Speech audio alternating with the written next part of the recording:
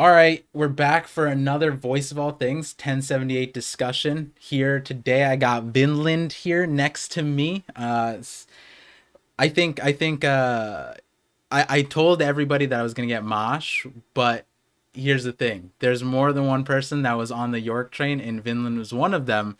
And Vinland, I think, also has a lot of things that I want to talk about outside of the York situation that I just want to play off of. You know, his mindset because me and Mosh, we have a lot of similar thinkings, that kind of thing. And last time when me and Vinland talked about Shanks, I was surprised because you really liked the Godfather Shanks idea, and I said the next time we talk, there's be a lot more to talk about, and there's some Shanks things that came up, but maybe we'll save that for a stream. So now that we're here, if you guys don't know who Vinland is, he's a One Piece YouTuber with one of the best voices, and I'm currently talking so much so to build up the suspense for his voice because I know a lot of you guys may not know who Vinland is, and he just dropped a video about mysteries in One Piece that are still unanswered and very interesting mysteries. And you guys know me, I like answering those questions. So who knows, maybe some of those some points in that video, which you guys should check out, I shared on the community tab. um Maybe that'll be inspirations for future videos. But Vinland, how you doing? What you got I'm going good. on? I'm good. I'm good. It's good to be here, everybody. I'm sure I know some of you that are listening right now. I don't know if this is the first time I've been on Parvision's channel. I know we've talked before on Bravos, I think, but yeah, it's good to be here. Yeah, no, we had the stream together. We had the stream, but that was back when I was using my Okay. VODs channel more. So now Yeah. now this is just being posted on the main channel, which a lot of people at this point, they might not even know I have a VODs channel, but I'm starting to bring back the VODs channel because that's for my other streams and things like that. But since becoming a father, now I got a lot less time, and Hmm. ironically, you and I have been talking about how to save a lot of time because you're very business minded. Hmm. Yeah. Recently, finishing up with the grad school and stuff like that, right? So, Hmm. Yeah. all good things. And Big things coming. Big things coming. We talked for like 2 hours. The yeah, stream was delayed, or the recording was delayed because we were sharing business ideas, and yeah, it's crazy. It's crazy what the future has in hold, but yeah, and a lot of my we get viewers know that I'm business minded, and I think this this mindset is actually really helpful to talk about with the chapter because there's a few things that I feel like were just interesting decisions. And so let's start off on an easy playing field right now, right at the very beginning, at the in the cover story, we see a merger between two organizations. What are your thoughts about the Mhm. formation of the Neo-Mads? So I know a lot of people do not care about the cover story, but I've always been a big proponent of them being important, Yeah, even if sometimes I skip with them myself. I did mention in my chapter review for 1078 that it's strange that if the Vegapunks do get eliminated, as many of them seem to have. I don't know. Oda has a tendency to bring characters back to life, right? right, Because these Vegapunks are stemming from uploads to a centralized system, right? right. The Punk Records brain system. It's possible that you could re-download these Vegapunks again to different bodies, Yeah, right? So there's a way that he could bring them back, which I'm sure would not surprise many people reading One Piece. At the same time, I would be fascinated to see if most of them are destroyed and the only one that survives is the first Vegapunk that we get to see, which is Lilith Vegapunk, the uh-huh. evil one. Ironically, right? Flipping the story upside down, the whole concept. Now all of a sudden, somehow evil becomes good. Yeah, Very strange if Oda were to go that route, and what would it mean in a broader sense? Because think about it, German 66 was synonymous with evil. right, And we might see Caesar and Judge Vinsmoke go from evil to good, which right. is the likely end scenario. I don't really see them, joining the world government and, wrecking havoc across the world. They might actually, it's a new MADS, a new science group, right? So it's a new Hmm. era.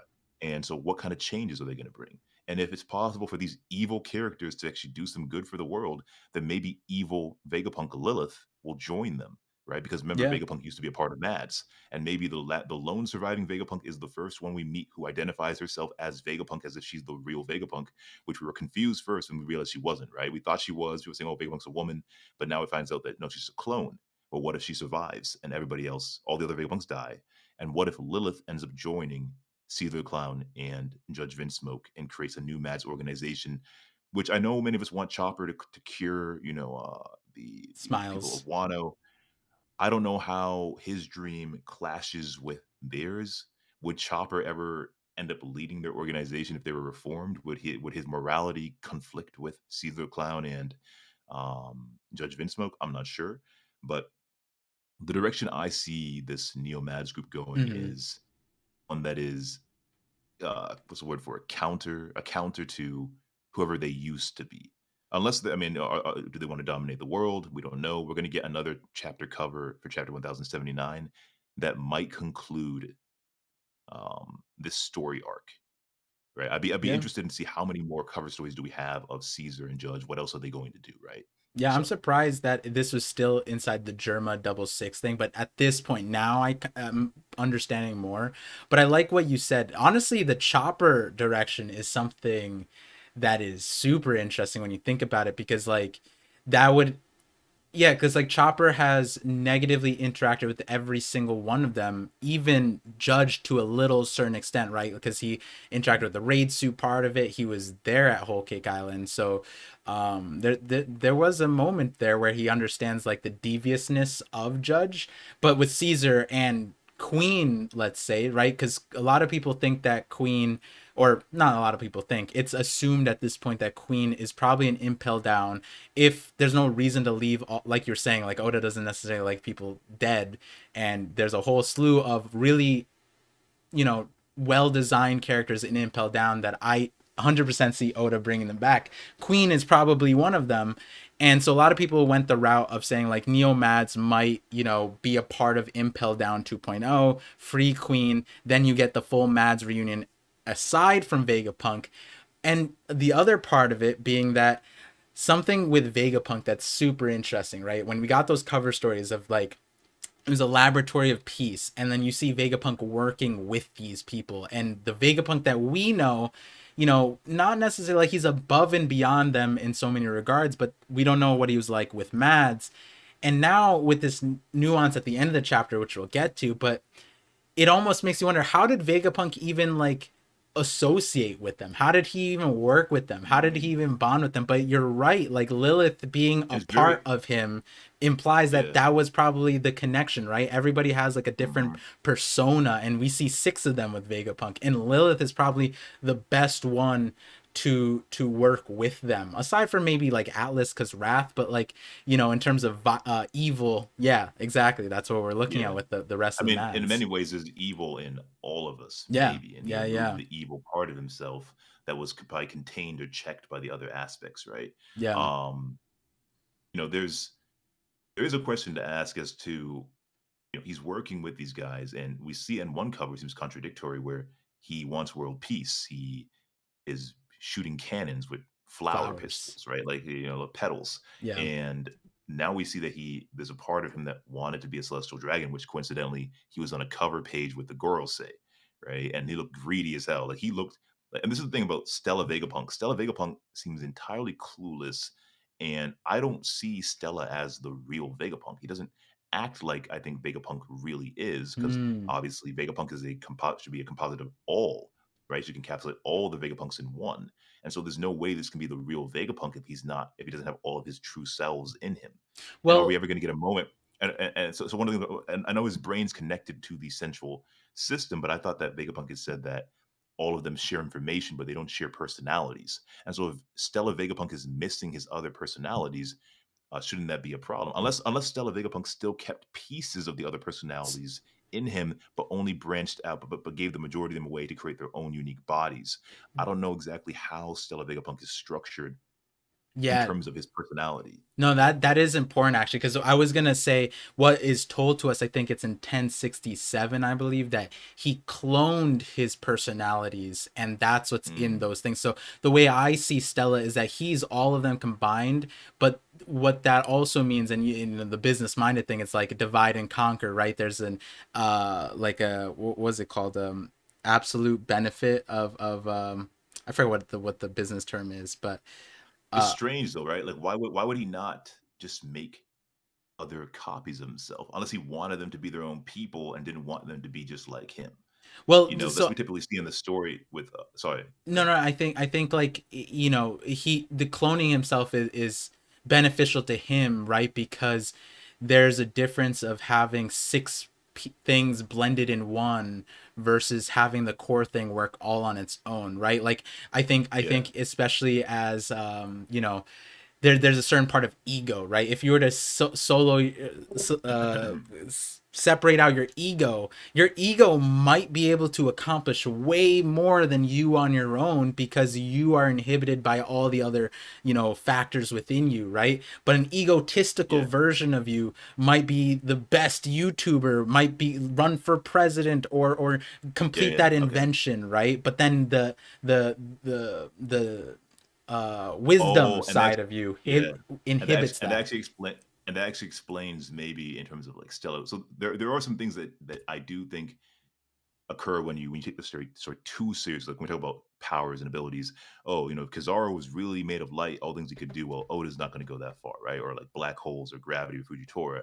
I think the same thing applies to characters, and so you know, uh, with Stella Vegapunk, you take uh, a part of himself and you create York, right? And I would say, okay, well, how would he not? He's the world's smartest man. How could he not have predicted that York was going to do this? You're smart. You should be able to know that. The Right. logic Shaka Vegapunk said, you know, very smart people, geniuses can see like kind of like future sight, but even better, you can see way into the future and predict what's going to happen. Shaka predicted his own death. So how could you not predict that one of your peers would betray you? How could you not know, especially if you know yourself better than anybody else? And Hmm. that's one of the contradictory things I see in terms of like a loophole or a plot hole, whatever. But then again, it could be answered. It's not a plot hole yet, but I think it could Yeah. be answered. Maybe people don't care. But I do like your original point because in terms of giving your all to one personality and not holding it back, letting it be what it truly is without shame, right? And Yeah. so you see that with evil, you see that with wrath and anger, you see that with just being logical, making logical Hmm. decisions, and then you see that as well with the best example would now be greed, or not just greed, but desire is another way of expressing it. It would be York, right? Right. When Right. you allow your desires to fully flourish and do and truly without holding them back, right? So maybe Vegapunk did want somewhere in the back of his mind to be a celestial dragon. You know, I remember Monkey D. Dragon being somewhat perceptive, kind of like Mihawkish, right? Hmm. With clairvoyance, you know, looking at Vegapunk like I know you, I can see right through you, right? You're greedy or right questioning, you know, with his character or whatever Right. Right. about not joining the Liberation Army before we created the Revolutionary Army. Oh, you don't have enough money, right? Oh, so you're greedy. You need more money, right? Is it just because you don't have money for your research? What is it? And so you see that with York, where York has been allowed to take that aspect of Vegapunk, which turns out to be the worst aspect, his greed, his desire to, well, York just wants to be a celestial dragon for some reason we don't yet know. Right. Um, Actually, real maybe quick because before we jump into that, I just want to know like when you were reading the chapter, what was your reaction? How did you feel about like the York situation? Did it make oh sense? my Like all reaction that. my reaction was, "Oh," right? I'm not gonna swear on your, your live stream. I don't know if you do that over here, but yeah, my reaction was like, you know, pretty much shock at first, but then I was like, Hmm. "Wait," but then I remembered I was just talking about it back in February, Right. where I put a tweet in my chat review where I said that York is on. I can pull it up right now, actually. I said, Yeah, I have the that tweet in mind. Yeah. York's name is, Desire, and felt as if, you know, York, you know, being based off desire, and Vegapunk talks about the everything in this world being a product of our desires. Right. And so as a result of that, everything that's happening in this world, right, is a result of desire, ambition, dreams. That's what drives us. And Yeah. so, what is taking place on Egghead Island? Common sense will lead us, based on what I said in February, to think that somebody's desire is causing all this to happen. And so I thought, well, could that be York? Because Geo, for those of you that know Geo, you know, underscore AW on Twitter, give him a follow on the Twitch. Shout out to Hmm. him. He said that he was asking who the traitor was, and then I like quote Responded. tweeted him, and I quote tweeted him, and I said that York, you know, hasn't done anything. York is sleeping, you know, taking a dump, not really doing much.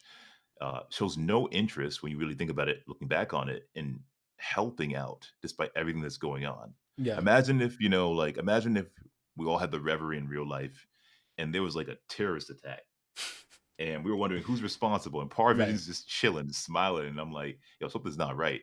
Uh-huh. Uh-huh. Par's acting shady, Yeah, yeah, yeah. right? So we're gonna Like be an looking over. Among So Us yeah, game, right? it was kind of common sense. Like, why is York not caring? Everybody's scared. Like, oh man, we're being attacked and all this stuff, and York's just chilling. Yeah, So yeah. yeah, and So then and now that we sorry, no, no, no, no. So I was just gonna okay, yeah, add that I was gonna I'll link your video and then the tweet in the yeah, description, but I'm also gonna link Amash's thing in the description because in our conversation he was essentially saying like, you know, what we don't necessarily get the full wording of what York means by the end of it, but she says uh why do we need more than one Vegapunk? And so like in the sense of greed, right? Like if you think about Greed's role in, or York's role in the story so far, it's like if you're this mega genius, right? We just talked about how each one of them is supposed to be like a genius akin to Vegapunk. It's just they're separated by personality percentage, I guess. And if you were that smart and your role was delegated to eat, sleep, and poop, right? Then that's a cursed existence. And so hmm in terms of being greedy as well, it's like you would want to take over that, right? And we were also playing with the idea that like what happens if you kill the other satellites and or the other satellites, would you have to eat less and poop less and sleep less? Because that would be inherently valuable to York's hmm situation. So there's like so many different reasons why York makes a lot of sense. And I think you also experience this as well, where from my personal thing, I was just like, I felt like, and we'll talk about this again later once after we, transition from the York subject, is that Oda played this really well in that like everyone felt like they had like some sort of connection towards being a traitor, right? We just didn't, at hmm this point we don't know even to what capacity is. This chapter gives us a larger sense of what the end goal is, but even still we don't necessarily know, right? So in terms of the reveal with York, I think one of the biggest questions that we have to ask ourselves is like everything that we make sense for us of York, right? And smartness, all that stuff, right? And then York says, I want to be a celestial dragon. How does that translate for you? And then also, do you think that makes sense, right? Like, how does someone become a celestial dragon? We saw that even like Doflamingo was like an actual celestial dragon, like fixed all the sins, right? The celestial dragons are mad at homing his dad, and he yeah. brought back the thing, and they still didn't accept him. He So has hidden knowledge too, and they yeah, didn't do so anything about that, right? so this is one of the things that I'm going to be interested in seeing in the coming chapters, because we do know that you can become a noble, right? By like you do Mm-hmm. some favors for the government, we'll make you a noble. But celestial dragons are is a separate thing and a very special thing. Yeah. Um, I am wondering if, and this is the issue I have with this statement. So if York is being tricked, I have an issue with that again because Vegapunk is the world's smartest man. If you tell me somebody's the world's strongest swordsman, I'm gonna believe nobody's better than them at swordsmanship, Right. right? And we're not gonna get the whole Shanks Mihawk stuff, but Yeah. Yeah. Yeah. when you look at York, it's like we can't keep on having Vegapunk get outsmarted. That's not a Yes. good look, right? So like if the girls say lie to this Vegapunk, because they should all be smart, even if they have different personalities, they should all be geniuses, right? Mm-hmm. They should all be the world's smartest in their own capacity. Uh, I think there's an issue, even though I've noticed hierarchies, like when Logic shows up, right, and checks Lilith, it appears that Logic is smarter, at least to me.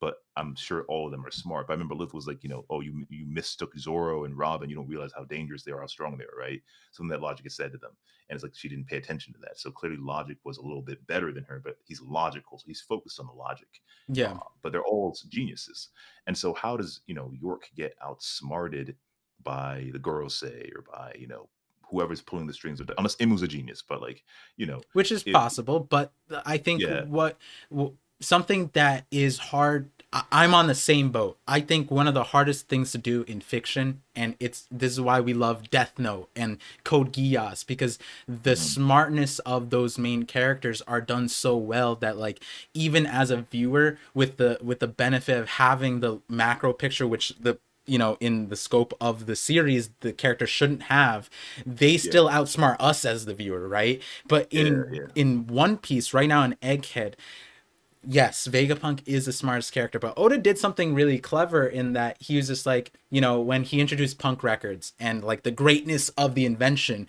he introduced a flaw in his logic where, Jinbei was like, wait, what happens if like bad stuff comes from this because you have bad people connected to it, like a conflict of philosophy. I forget the exact wording. And he's just like, well, I don't think about that thing. If in the pursuance of science, you shouldn't inhibit yourself in that regard, right? And I It's the like Frankie that. stuff all over again. Yeah, Right. like Yeah, don't be ashamed of exactly. what you create. Yeah. So Exactly. Vegapunk's probably aware of it. He just didn't care in that Mm-hmm. regard. Let people be free and do it. Your creations do what they want. Free will, humanity, the whole concept of clones, and are they really alive? And if they are alive, then they have a right to live their lives the way they want to. I would love to see Vegapunk's conversation with York in the coming Yeah. chapters because we get a lot of science of the weight of the soul, the weight of memories, and all these things. And so I do think this is very important to a broader theme that Oda is now taking us to in One Piece that's been there all along, right? Yeah. The Yeah. souls, like your video on that touched on souls a lot.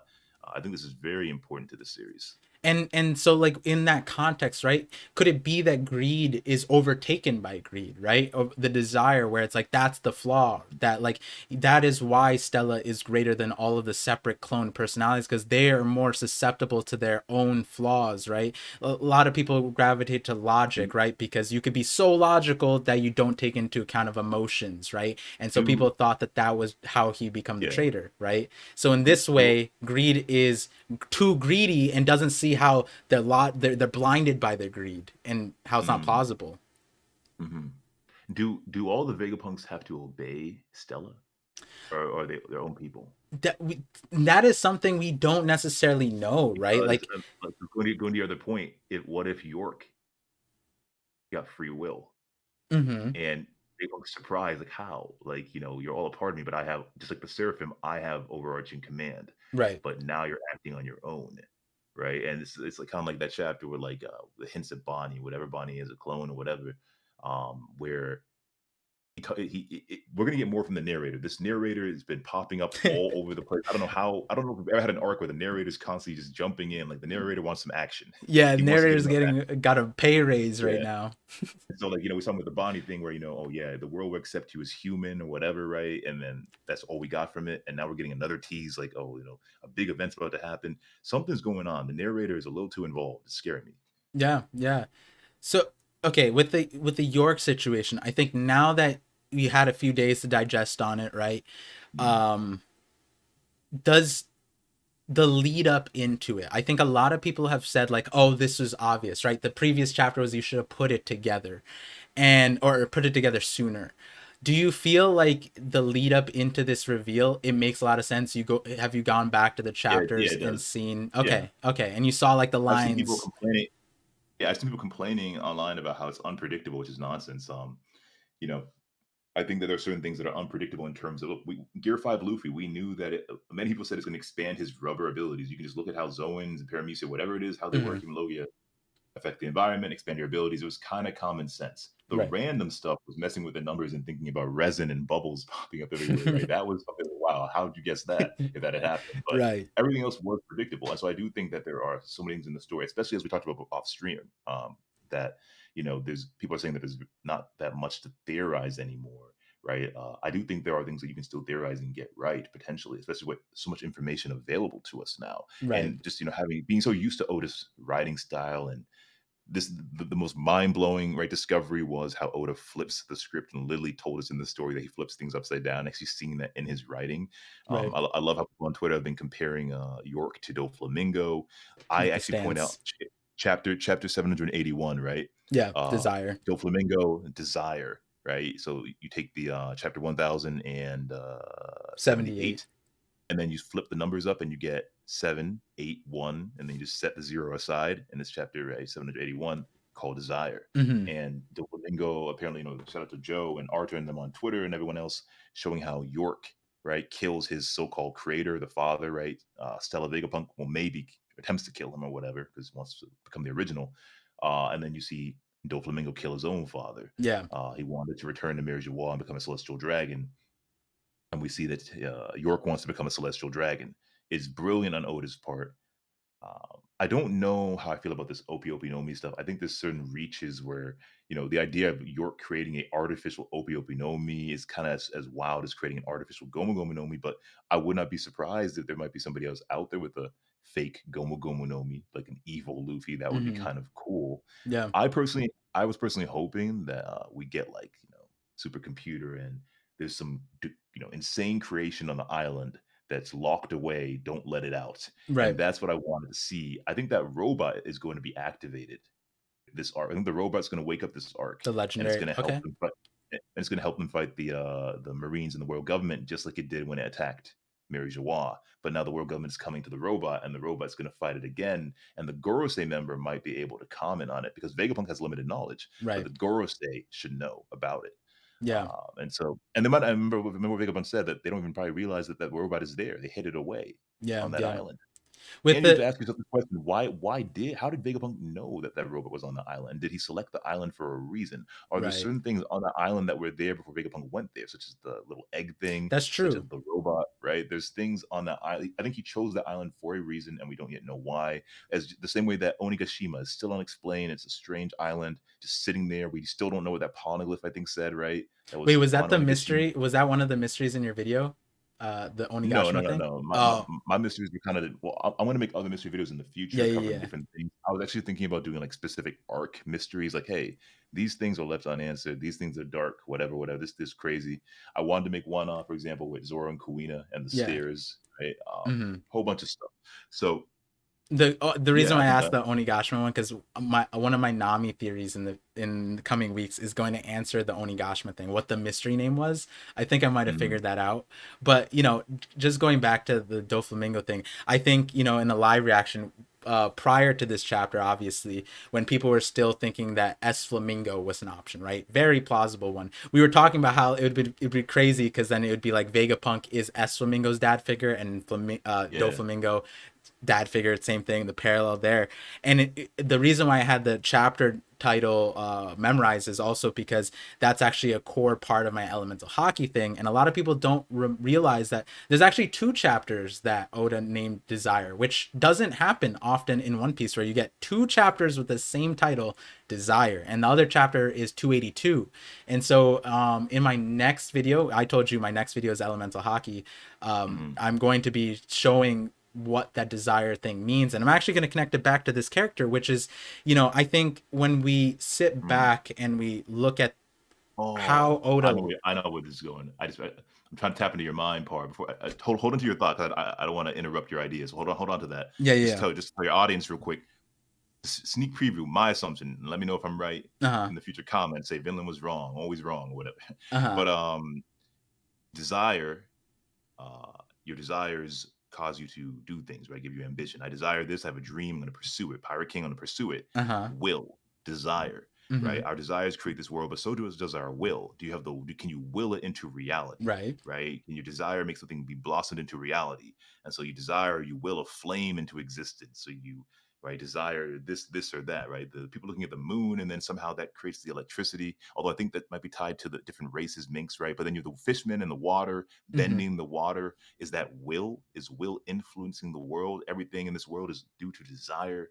The fishmen, they desire to go above land, and maybe have to manipulate the water somehow to get yourself out of the water. I don't know what the electricity is for. I don't know how that works with the minks. um Maybe somehow will is related to that, or it could just be a genetic thing. It could be anything. It could be science. It could be desire. I do think devil fruits are not just Vegapunk. So science is, can be underdeveloped. It's still in Mm-hmm. progress. More research is needed. Sadly, Vegapunk's not going to get to complete that. Maybe the Neo Mads group will, but I Mm-hmm. do think that in the past that maybe devil fruits are not just will and superstition. Oda seems to really try to provide a realistic scientific base or element, like the foundation for it, in Right. which maybe scientists in the past created devil fruits and realized scientifically that this wasn't superstition or magic, but you could actually capture like the soul, the weight of the soul. You can capture memories. You can capture uh, dreams and ambition and will and desire, and do things with these metaphysical, or a better word would be abstract or intangible concepts, right? Mm-hmm. That you can't readily touch, but they're real, at least in Oda's story. Yeah, no, so I'll give a teaser. I don't want to say the exact thing, but I've talked about it on my channels, so my viewers would know what I'm talking about. But if anyone of Vinland Ragnar's viewers are here, there's a philosophy that I think that has been essentially patched throughout the eras, and there was a specific one that became essentially the most cemented version and became the foundation for a lot of other ones that came after. And I think Oda basically patched it on his own. Like he provided a different version of it in the Vegapunk chapter where he described devil fruits. And the thing, a quick thing about that is like essentially the will, right? How it's described in this particular philosophy is your will or your spirit moves in an animalistic way. And animalistic at the time meant more like primal urges that we talk about at the beginning of Egghead.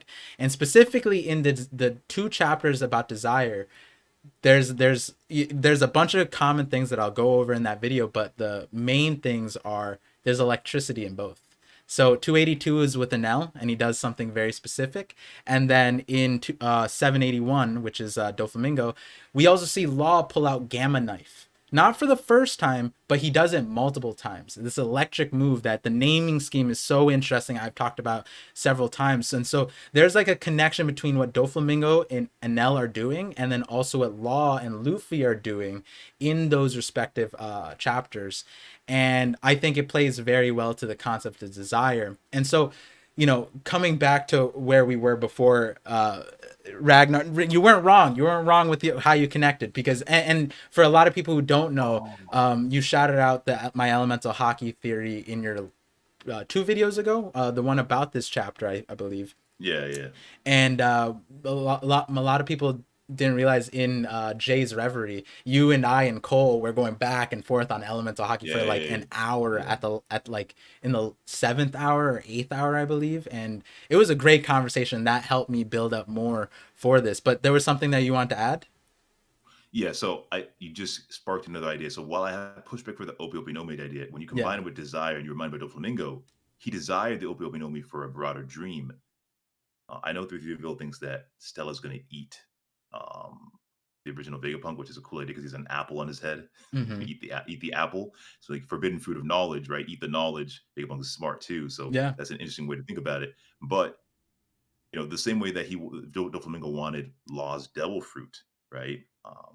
Maybe Stella Vegapunk wants, or sorry, not Stella. Maybe York Vegapunk Desire, right? Desires uh, Stella Vegapunk, the original Vegapunk's devil fruit ability too, but for a different reason. So York wants his, because how does York become the original? Mm-hmm. Just by killing everybody, or do you have to take his devil fruit in order to maybe download the information that's all up there? Because if Yeah. he dies and you don't have his devil fruit, how do you access the brain? Right. So York might need the brain, right? Yeah. Access to the brain. That You might was need to take, a yeah. question. It's essentially like at this juncture point, it's like even if she eats him, right? The one thing that we have an example as is Big Mom and Mother Caramel. Big Mom ate Mother Caramel, got the devil fruit power, but we don't know if the powers, the same souls that Mother Caramel had, transitioned to Big Mom because she created Mother Caramel created Pandora, but Pandora is not any of her soul things. And on top of that, the souls that she had, that I think is Prometheus, would be the closest thing to Pandora. She said that it's her own soul, and it seems to be so. And so I don't know if if you eat the person, if the power also transfers. And so I didn't know Threeville had that thing, but I think in a discussion, One of the interesting things about eating people, and that's why people think that Blackbeard, just like historical stuff, eating hearts and everything. When in the anime, at least, I think in the manga they don't really show the silhouette or at least the ghost of Whitebeard, but they show it in the anime where Blackbeard does the stance, and you can kind of see Whitebeard standing there with him, right, mhm, overlapping him as he raises his arm, as if Whitebeard was there, and they're kind of shocked. That stance, like, how can he do that? How does he right, know that? right, And we get hints that like Joy Boy, like Kaido, who are you? Right? Like, somehow like the soul of that person was still kept in the devil fruits in your body. We see Big Mom during Onigashima has an ability that looks just like Mother Carmel, yep. right? As if the soul's still in her. And so maybe by But at the same time, then we see Law and Corazon, right? like Ace Oh yeah, and when Luffy. yeah, Luffy, yeah, you know, they're not eating it necessarily, but there's a different way to go about it. And so inherited will versus yeah, yeah. exactly. And so in the eating situation, I don't know if that solves it, but you bring up a point, right?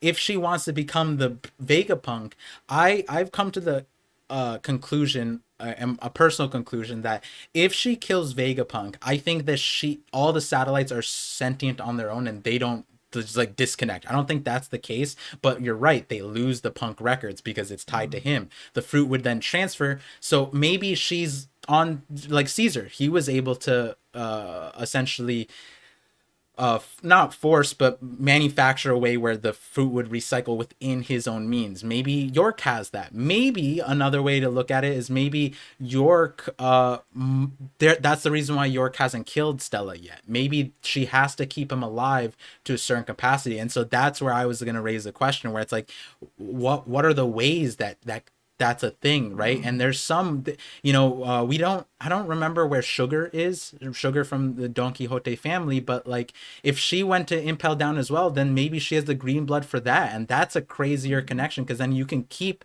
Vegapunk alive as a toy, and then also have the power of Sugar's fruit, stay immortal as well, for or forever young, and then you have like a huge best of both worlds, and she could recreate that to green blood. So we don't even know how green blood works. Mm. Can she swap it out like Beyblade or I something, right? Like I don't even know how just that talking about all the works. just talking about the bring back all these abilities. I always thought it'd be cool. Like I know that it would kind of overlap with Blackbeard having multiple devil fruits to Mm-hmm. have a character that has every devil fruit, because then that would kind of overshadow him. Mm-hmm. But I just think that would be awesome if there was some like creature out there like Endgame that has every devil fruit ability, Well, so right? Every yeah, every yeah. power, and you got to fight. Yeah, yeah. So one of my original theories, you know, we were talking about how my channel popped off. I didn't tell you exactly off call, but it was off the elemental Haki theory that my channel grew. And then the second video off of that is that devil fruits are training wheels for peak Haki. And what that essentially means is that devil fruits are kind of like an encoded, this is how I described it, and the nuance of it's going to change, but devil fruits are kind of like an encoded programming. So like once someone figures it out, right? Like if I created, you know, back in the day when like coding was first a thing, in order to connect to the internet, you'd have to code it yourself. You have to learn how to do C++. But once Firefox and all those things came out, you just click a button, boom, right? That's like a devil fruit. It's a fast track to that. But none of us know the coding about how to do all that stuff, right?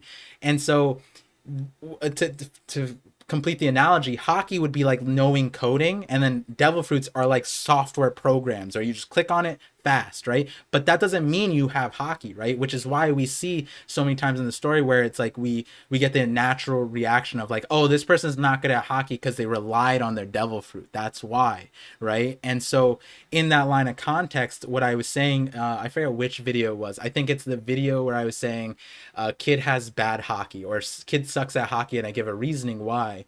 I explained that essentially, to fast forward to that line of logic, is that if you consider all the Logias in the story, besides Green Bull, obviously, but even Green Bull, essentially, Luffy faced every single Logia on his path. Kid was not on his path. So Law and Kid, when they went down the Grand Line, they went through a different path that never went through Logias. And when you think about why Luffy realized why Haki was really important with Rayleigh, one of the main things was like, wait, I can touch Kizaru. Wait, I can touch Akainu. I can fight these people now. Whereas if you never fought a Logia, then you wouldn't prioritize that. So it explained why Kid, you know, essentially would do that, and it led to elemental Haki thing. But the gist of it was saying like, well, if we get to the end stage of the story, bouncing off of Kaido's line saying Haki is what allows you to conquer the world. Well, Roger did that, but the person who's conquering the world is Eam. So if Eam is the one who conquered the world, then wouldn't it make sense that they have the best Haki? And at that stage, if Hmm. you are able to create devil Oh, fruits through Haki, then they might be able to recreate every single devil fruit through Haki. And so that's it crazy. and it wouldn't necessarily be separate. It might be, even we get the anime trope where Eam runs through every single devil fruit that Luffy has ever faced and is just better and can mix and match by Yeah. the end of it and bring more. Lose your kingdom, lose your kingdom, which is why people compared it to Enel. What if it really is just like the lightning thing, and Imu can do the same thing Enel can do, and all the other abilities out there, right? Look at the forest place, or whatever. Maybe he has Mother Nature. Maybe he has Green Bull's power, every power out there, right? Yeah. One thing I was going to say was, oh great, Park. Actually, keep on talking. I'm trying to remember. I always Got forget. it. My point forgot. No, yeah, and so like I bring Okay, it no, okay, back. I remember. Okay, I got it. remember now. I remember Yep. now. So before I forget, so you mentioned the king that conquered the entire world and how strong Immu has to be to have done that, right? Because we know that basically from Don Chinjiao, um, across these oceans, Yeah. he said it's a beautiful speech too. I love reading it, at least in my narrative voice. Where it's like Yeah. you run to any number of kings or people with kingly potential, right? Only one can rise to the top and become the pirate king, the greatest conqueror of them all, right? You have to Right. conquer these seas. That's the Pirate King is the greatest conqueror. Okay, so in my video that I just dropped about it shows Roger with his straw hat who gave it to him, but it's basically the dark One Piece mysteries. Um, I said that Imu might be the Supreme King Mm-hmm. currently. The color of the Supreme King. Red Piece is real. For those of you that know it, check out the channel Red Piece. I'm making it a movement. Red Piece is real. Red is a big thing out there. It's all over the place, right? Mm-hmm. Shanks red here. There's a reason they identify the red. The empty throne is red. The red line is red. He was over there too. Red is some kind of royalty. Supreme King Haki, right? Advanced Conquerors is red. So red is important for a reason. Roger and Luffy both wearing red and major characters, right? And Shanks. So you have the Straw Hat people. Also to Roger add, red. when Luffy, I don't know Yeah. if you've seen this in Wano, when it gets overtaken by the aura stuff, but if people look past the aura, when Luffy essentially activates his conquerors and is in like he creates like a zone, and that zone everything has a red background. Yeah, and so for some reason, red is really important, and I just wondered if, uh, well, personally, I wonder if Shanks stems from maybe Joy Boy's bloodline. If Joy Boy Mm-hmm. was a human, maybe not, no, not an ancient giant or a giant or anything. Maybe I looked up all different things on red online, and red is a really important color for royalty. And Right. apparently, the even in the Bible, like God and this and the Sea Devil, clearly there are those kind of concepts that are influencing One Piece. Mm-hmm. Apparently, Adam was like associated with red, the first man, right? And like he was like the Hmm. first devil for a user and all kinds of things. And even Clay, yeah. Like if you type it in, like it's associated with the color red too. And so, yeah, and red's even a important color in Japan as well. And so, yeah, red it does seem to be tied to things of royalty, to kingliness. And so, the color of the Supreme King is red. When Luffy clashes with Doflamingo, it's like, oh, you have the color too of the Supreme King. Mm-hmm. And so, reaching the very top, right, sitting on the empty throne, the ultimate conqueror, for some reason, is associated with the color red. Right. Imu's eyes are red. You look at the Mihawk. poneglyphs, right? The Robin actually first points it out just when we see the first real poneglyph during Zoe, and Robin says that color's so weird. Why is it red? Yeah. Right? Yeah. Red is important for a reason, and the fact that Shanks is the one that actually has a red attached to his name and is identified like, oh, red here. A lot of people, I mean, other people have red hair too. Why is it that Shanks' red hair matters? Right? Right. He wore the straw hat, but he gave it away like he wasn't worthy of it, like he knew something that wasn't meant for him. Why would that be? I don't know, but Yeah. all I know is that red piece is real. Red is going to matter down the road. Red leads to Laugh Tale. Red leads to Joy Boy's treasure. If Shanks is associated with Red, could he be related to Joy Boy?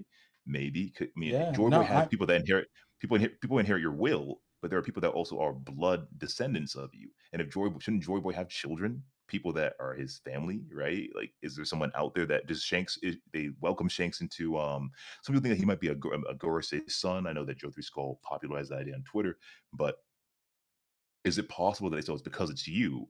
Maybe he was found a treasure chest, right? Kind of like the yeah. Obi-Wan Nomi, like he's royalty and important, right? Like the Gomu Gomu Nomi was found a treasure chest, just like Yeah. Shanks was. And so, could Shanks be the last surviving? And it feels like he's from like the Figerland family from the Red Piece film.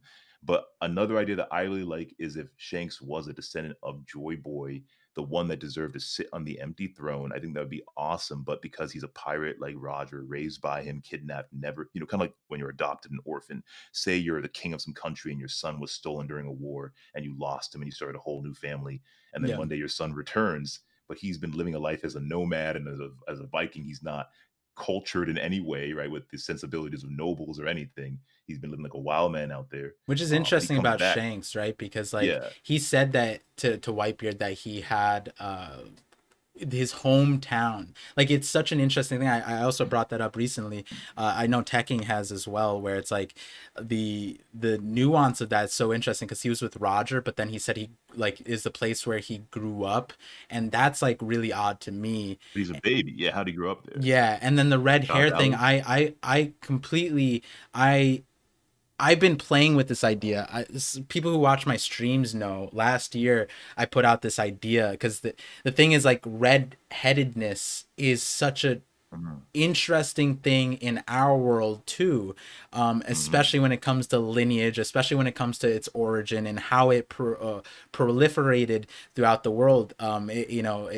There's like they They were honestly the they're redheads share a similar history as fishmen in the story in they're some way. scapegoated, and they were deemed like devils and all Yeah, sorts of stuff. yeah, And so could exactly.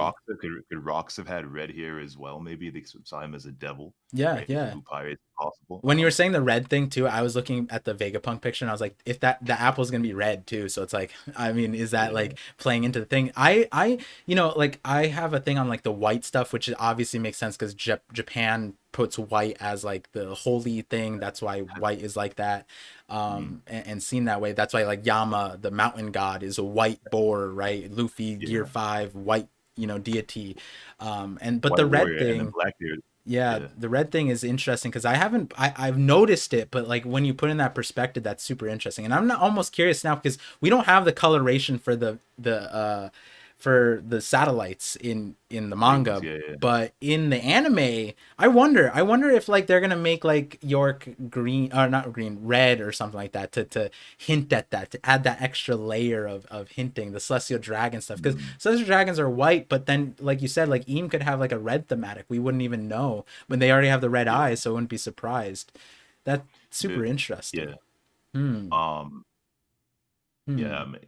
that's pretty much what all my ideas. I mean, there's one thing I was gonna point out in terms of that as well, in terms of the Yonko and who we currently have right now, the four emperors, right? Yeah. There's the White Warrior Luffy. So then you extend, okay, why would they call him that? It's very strange, right? We know the Warrior Liberation, but why the White Warrior? Because he looks white. Okay, well, Blackbeard is maybe the Black Warrior, right? I said that in one of my videos, and somebody commented saying, "Why'd you got to call him the Black Warrior? I just call him the Dark Warrior." I'm like, Yeah. what's the problem Yeah. with it? Like, but anyways, but then you have Shanks and Buggy, and it's Yeah. red and The blue. blue. And the thing is, like white and black are kind of like antagonistic colors, right? And then you have light and dark, and then you have red and blue, which do not as much, but for some reason, back in my mind, it feels like I read it somewhere that blue and red are kind of antagonistic as well, even though not the same way as black and white, because you have Shanks and Buggy going at it, just like Blackbeard and Luffy. I think that's a very strange connection there with these four emperors. Even though So we have Luffy, Shanks, and Buggy kind of on one side with Blackbeard on the other, as yeah. far as we know right now, Buggy could side with Blackbeard for all we know. We don't know that, but you do have. And the interesting thing is about that too is like another tangent: Buggy, Shanks, Luffy, three people versus Blackbeard. When we first really get to see Blackbeard or meet him, Hmm. Nami, Zoro, Luffy versus Blackbeard, three people, right? Yeah. Oda Yeah. doing it all over again, indirectly, subtly, but So doing it all with over again. the red and blue thing, here's the connection. I talked about it in my Big Mom video. Is this Mm, is a huge trope that actually stemmed from Japan. It's the red ogre versus blue ogre. I don't know if you know that story, mhm, but it's the most when you think of onis and ogres in Japanese folklore, that's the most popularized story that's like read to kids, and that's such mhm. an old thing that it's like it's like essentially the boy who cried wolf, that kind of level of a story that saw itself seep into all pretty much all anime, but then also outside of that, you even without the blue and red trope, essentially how it goes is the red ogre, the blue ogre wants to be friends with people and the red ogre wants to help the blue ogre, so the red ogre turns himself into a villain and makes it so that the blue ogre is allowed to Oh, become the hero, and he becomes the that's friend, and crazy. the red ogre takes a sacrifice and doesn't tell the blue ogre that the end of the goal or end of the plan is essentially like we can't be friends anymore. So in order for the plan to work, I have to be the villain for the rest of all of time That's and you Shanks. have to That's be. basically Shanks. That's, Exactly, exactly. that's crazy, Mm-hmm. and that Mm-hmm. fits into the color themes: Yeah, black yeah. versus So white, blue and red. I will become that which you have to surpass, or whatever. Let's go after the One Piece. Surpass me. Wow. All So right. that was That needs to be a video. That's crazy. yeah, yeah, 100. That's So crazy. I would implore you to watch that Big Mom video, because you also see that with Big Mom and Kaido. Kaido's a blue Oni, and what I'm talking about in that thing is Big Mom's not. Big Mom actually fits the Oni description of Japanese folklore. If you look at Japanese folklore and how it's used and what is described, she fits even way more than Kaido. And the thing is, it's like the red and blue ogre, and Luffy has to essentially fight that. And you even see that in their backstories, right? What does Big Mom do? She tries to become friends with everybody, whereas what Kaido does, he Yeah. doesn't, right? He wants to be the other thing, and then you see this dichotomy of like an interesting spin. And waiting for Joy Boy to arrive, and I'll become that which will bring Joy Boy here. Like, okay, I'm waiting for Joy Boy. Come on, where are you, Joy Boy? There you are. And you Yeah. see that when he's defeated. And you Wow. like That's when I'm wild. talking about the red and blue dichotomy, it's not that it always stays the same, but Oda loves to put twists on it. But and so after, so we talked on the Godfather Shanks video, and I said there's gonna be another Godfather Shanks video. The thing is, it's like in that first one, it's that sacrificial. I'm the villain. I'm gonna What? take on the evil Mm. and be And that person. Whereas Buggy gets to live his life in the East Blue. He gets to do his own thing, yeah, right? He doesn't need to take it's a, on that mantle. yeah. And so after I made that Big Mom video, and throughout it, I made a bunch of Buggy videos. And so next one's going to be a Shanks video, essentially talking about that color scheme of what you're talking about. But the red piece thing, now I'm definitely going to run by this script and give you the exclusive before I post that video. Yeah. So I have 2 points I want to make, and one Yeah. goes back to William James, but the other one for another color thing is green and yellow. Mm-hmm. Zoro and Sanji, right? Yes. Are green and yellow going after each other? Because you mix green and yellow, you get what? Like you mix blue and what? You mix blue and yellow, you get green, or is it green and yellow, you mix blue? I don't remember how it works. Blue and yellow makes green. Yep. Yep. Okay, yeah. So I don't know if that works or not. Well, I mean, Sanji does have blue and he does have yellow, and then he's combating with green. So wait, so that's kind of green and green going against each other when you think It about it. it Sanji's yellow, but he's also associated with blue, all blue, right? He has the blue fire leg, mix it with his yellow that makes green.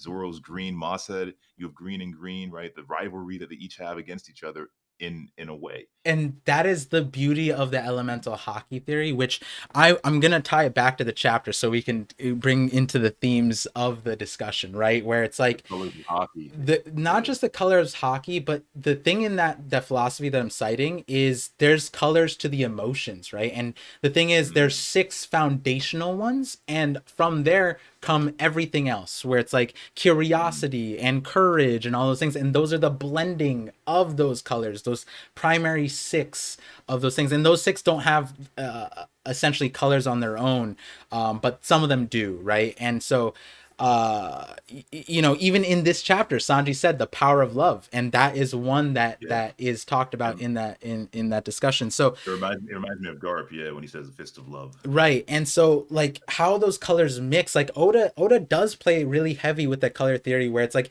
in other animes, and they do it to make the main character stand out, that all the colored hairs and all that stuff, it's to make those main characters pop out.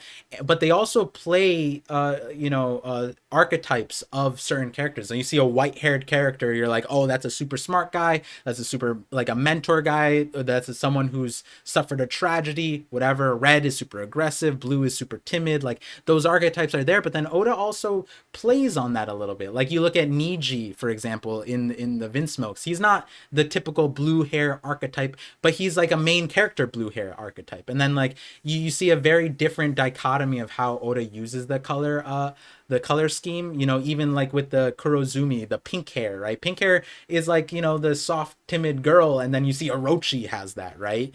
And then you see Tama. Tama has that thing, but she was like, I'm a leader. I'm going to, lead I'm going to coup all of, without her, the raid would have been a very different story. Obviously Luffy probably still won at the end of the day, but like the Beast Pirates flipping over definitely helped the entire story. And so tying it back to the satellite situation, right? We see greed, and in the context of everything leading up to here, we do see it makes so much sense, right? That she is this traitor. She is the person that turned on them, right? And one thing about it that outside of all that is something I noted in my Atlas video. So I was thinking of the two people that I thought was the traitor the most, even though I thought a lot of things were possible, was Atlas and Edison. And I'm going to talk about them in a second, but I just want to ask you one quick question and then I'm going to jump back in. So Greed, York, at this point in the story, now that you got this reveal, what percentage do you think it is that there's going to be a plot twist further, that it's not Greed, that or Greed has an accomplice or something else? What percentage do you think that that's I mean, possible? there could be more. So I think the most likely case in that case, I see where we're going with that, could be that there's more than one person with alternative motives or ambitions. But as far as we know right now, where the story is, it's very clear that all of the events we've seen align with somebody wanting, as York said, to become Celestial Dragon, working, with the government to try and trap people here so they can't report on what's going on. But it's very strange because, um, you know, here's the thing: we don't actually get to see, right, in this chapter who it was for some reason. Because isn't that strange, right? We get the reveal of York being Mm-hmm. the one. Well, that's not true. We get that at the very end, so it's not that strange because I Lilith. love that you're pointing this out. This is something I was going to Yeah, point out. Okay, go go yeah, go. because we see at the very end, right? So let's just follow this. When you go to on the Viz, Yep. you go to page 10 to 11 on the Viz, and you see. Uh, an anonymous contact with the world government. Dr. Vegapunk is studying the voice century, right? Snitch. This is Egghead. I want to speak, wait, to the ones in charge. Yep. So somebody's talking. We don't get to see the person, but it makes sense. Even though I'm tempted to say could it be somebody else because it could be a misdirection. We then go uh, to the reveal after that as to who the traitor is, and then we're shown that it's York. And so there Right. is a good chance still that York was the one that was on the phone Mm-hmm. that was telling them what's going on because Vegapunk does say someone that's been here the entire time has been studying my research. At the same time, it's possible that York is out here killing everybody because York is acting on her own desires to become a celestial dragon. Um, let's see what York says. So York says, so Vegapunk says, why would you do this? Why would you be killing all of us and capturing us and not letting me escape? And then York says, hey, Stella, you know what? The world only needs one Dr. Vegapunk. I want to become a celestial dragon. Right. We don't get the explanations yet because we'll probably get that in the next chapter, obviously, or the chapters to come. Yeah. But this could be an immediate, right, taking advantage of the moment. Oh, they're coming for Vegapunk. They want to kill him, right? They don't like what he's doing. Okay, well, what if I could become a celestial dragon by turning him over to the government, right? So Mm-hmm. that could be what that is right now, but there could also be another traitor that is responsible for For being you know, partial to some of the actions here, yeah, right? yeah, yeah. The person that alerted them, right? The person that alerted them could have been someone else entirely. I think it's York still, but if we Yeah. were to just be hypothetical, there could be somebody else that is responsible for snitching, but York is just being greedy, right, and taking advantage of this opportunity because she desires and has always desired something else. So why not just never let a good what do you call it? Never let a problem or there's an expression in politics for it. Never let a good problem go to waste, or whatever it is, Mm-hmm. and they take advantage of it for themselves. Chaos is a ladder, as Littlefinger says in Game of Thrones, right? Right. Right. And so York could just be using chaos to climb the ladder to become the original Vegapunk. But what if there's somebody else that actually snitched and told on Vegapunk's research and it's not York? So that's the only other thing that I could see about it. But at the moment, I do think it's both or York, given the way the plot progresses from hinting at somebody snitching and then we get a reveal of York. Yeah. But it could be misdirection. Yeah, so the thing that you pointed out, I honestly was thinking about that in the same interesting way because if Oda wanted to reveal York as the traitor here, right, it would have made more sense to me. And I'm not saying the progression of this is bad. What I'm saying is it opens the door, like you're saying, to other possibilities. Why?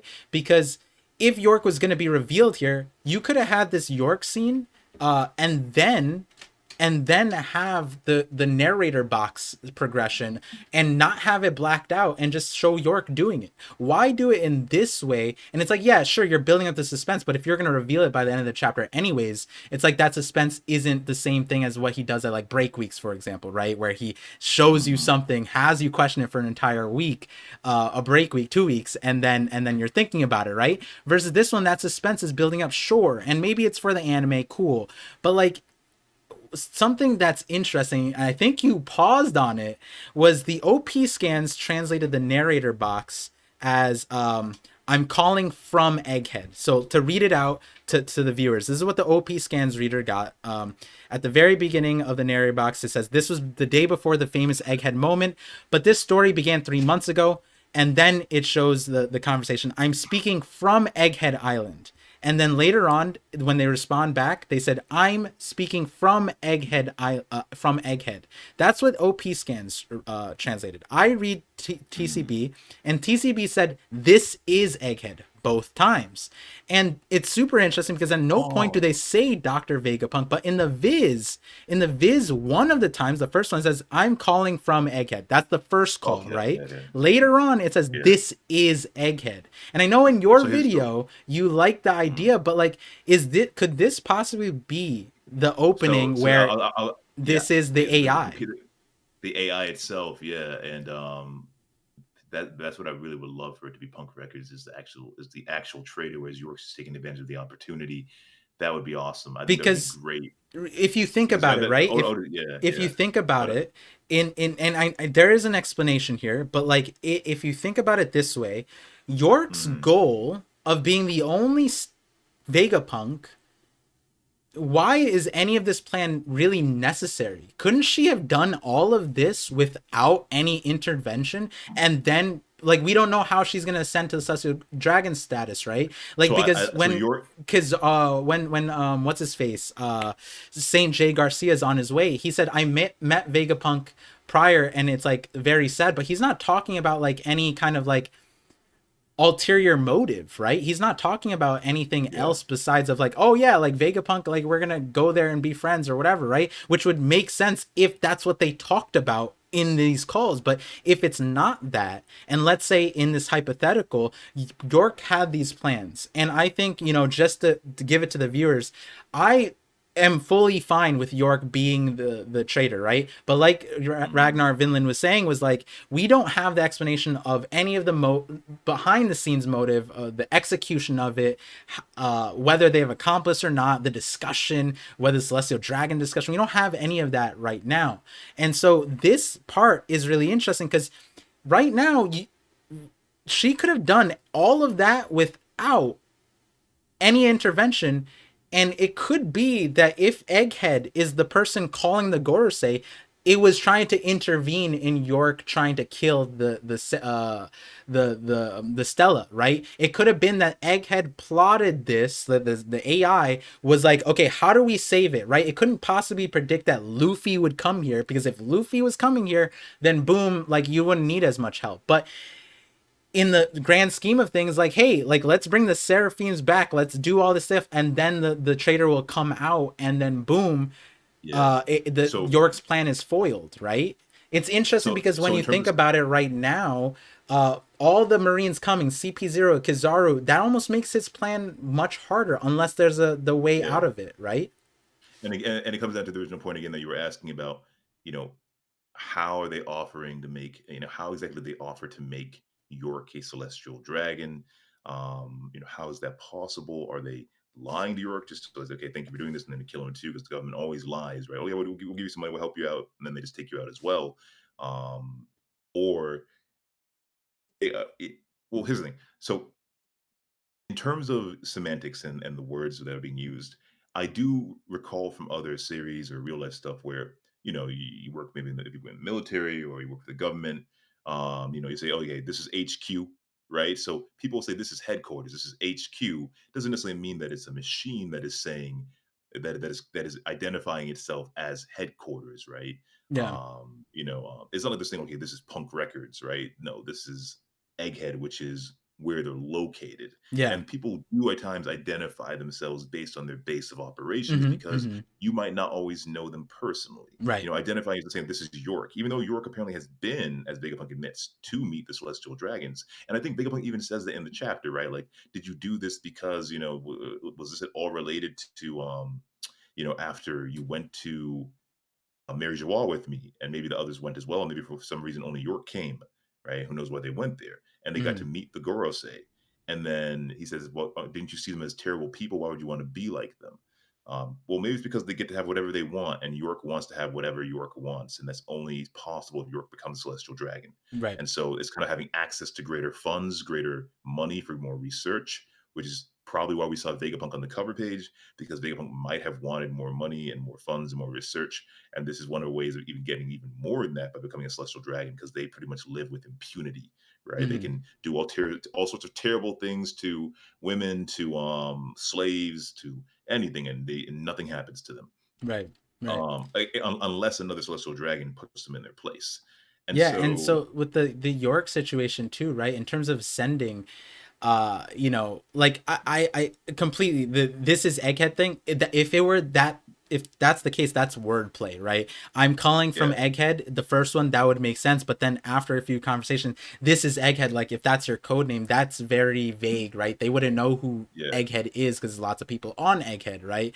mhm, And so if it were panned out, that would be a line that's of importance in my opinion. But at the same time, like Egghead, I mean York definitely has more than one way of like it makes a lot of sense. But the stoppage point, which we keep coming back to, is the Celestial Dragon thing. So before I hit the other alternative ones, here's two ideas that I want to hit you with this York Celestial Dragon direction, right?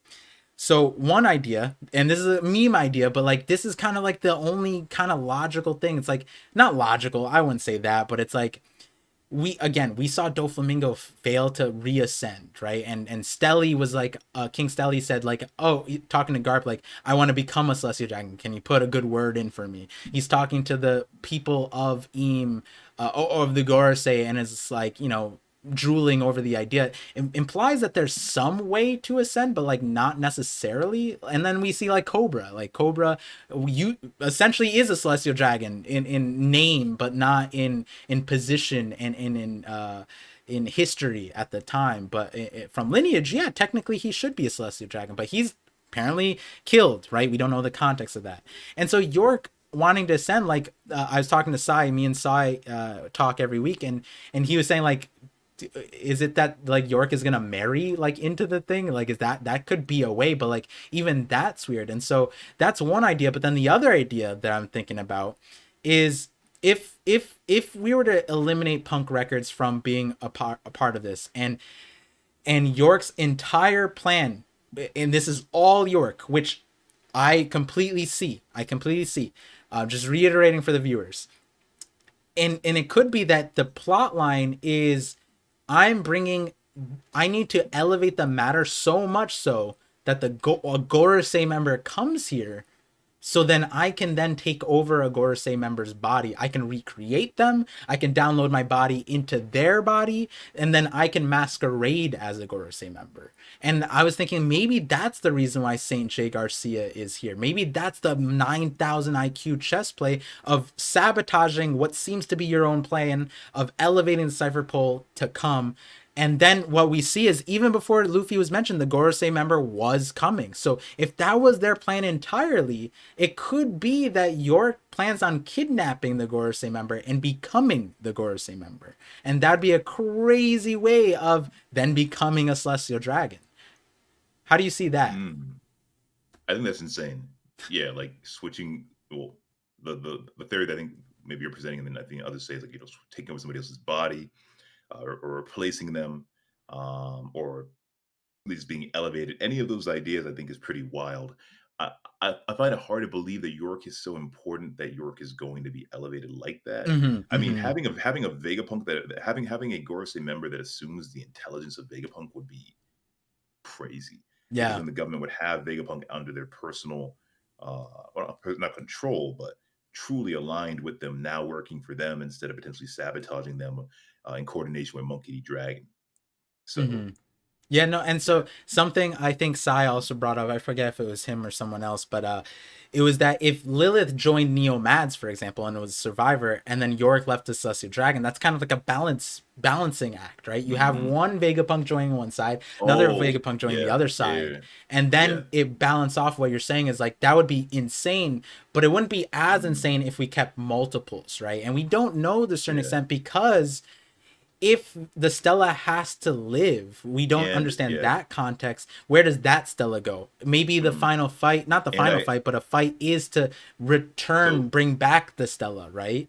and I do expect there to be like at the end of the series of an all out war with different characters going against the government in different places and a scene kind of like Naruto, but hopefully handle a little bit better. Um, I would like though if that doesn't happen, I would like for Lilith to be the one to take out York. Just because Mm-hmm. again, York does not really strike me yet as such a consequential character that I want anybody else to fight her. I would like for 'cause I do like Lilith for whatever reason. We met her first for a reason, I think, because I think that she might replace the original Vegapunk if Shaka's dead. If Shaka's alive, then Shaka was cool too. But Lilith and York fighting would be what's up. Yeah, yeah. Let them duke it out. I don't know if you want to move beyond York to we were talking about Saturn, where I've seen people saying that Ryuma. I've seen this meme going around. Not really a meme, but I've seen this post going around on Twitter with Saturn going up and recognizing because he's from maybe the Voice Century Mm-hmm. and he knows of Ryuma and Joy Boy. And Right. then you see Zoro and Luffy together being, now Zoro's running ahead, but they were together for a time. And if Kizaru's showing up, who's he going to fight? People think he's Mm. going to fight both Luke. He's going to fight both Zoro and Sanji because who else is Sanji going to fight? Or would Sanji take on a bunch of the vice admirals? Because as I posted on, I'll probably make a video on this, one of the short videos I put out. Yeah. Sanji telling Kuma, the person that the Marines are going to have to fear one day is me. I think this is that moment. I think right now we're getting the admiral part of like other Marines and admirals might show up. This is not all of them. We might get some more people showing up, but Akainu and all of them. But I think that we're about to get the admirals clashing because at the end of Wano, we heard that, right? It was the setup, of Shanks, and then we see Shanks now at Elbaf. We see he's this kid who wanted to go after Shanks, and now he wants to make a name for himself because he didn't become a Yonko. And now one way to do that is by taking down Shanks because he's ambitious and I think he's in pursuit of fame. Rogers speaks of wealth, fame, and power.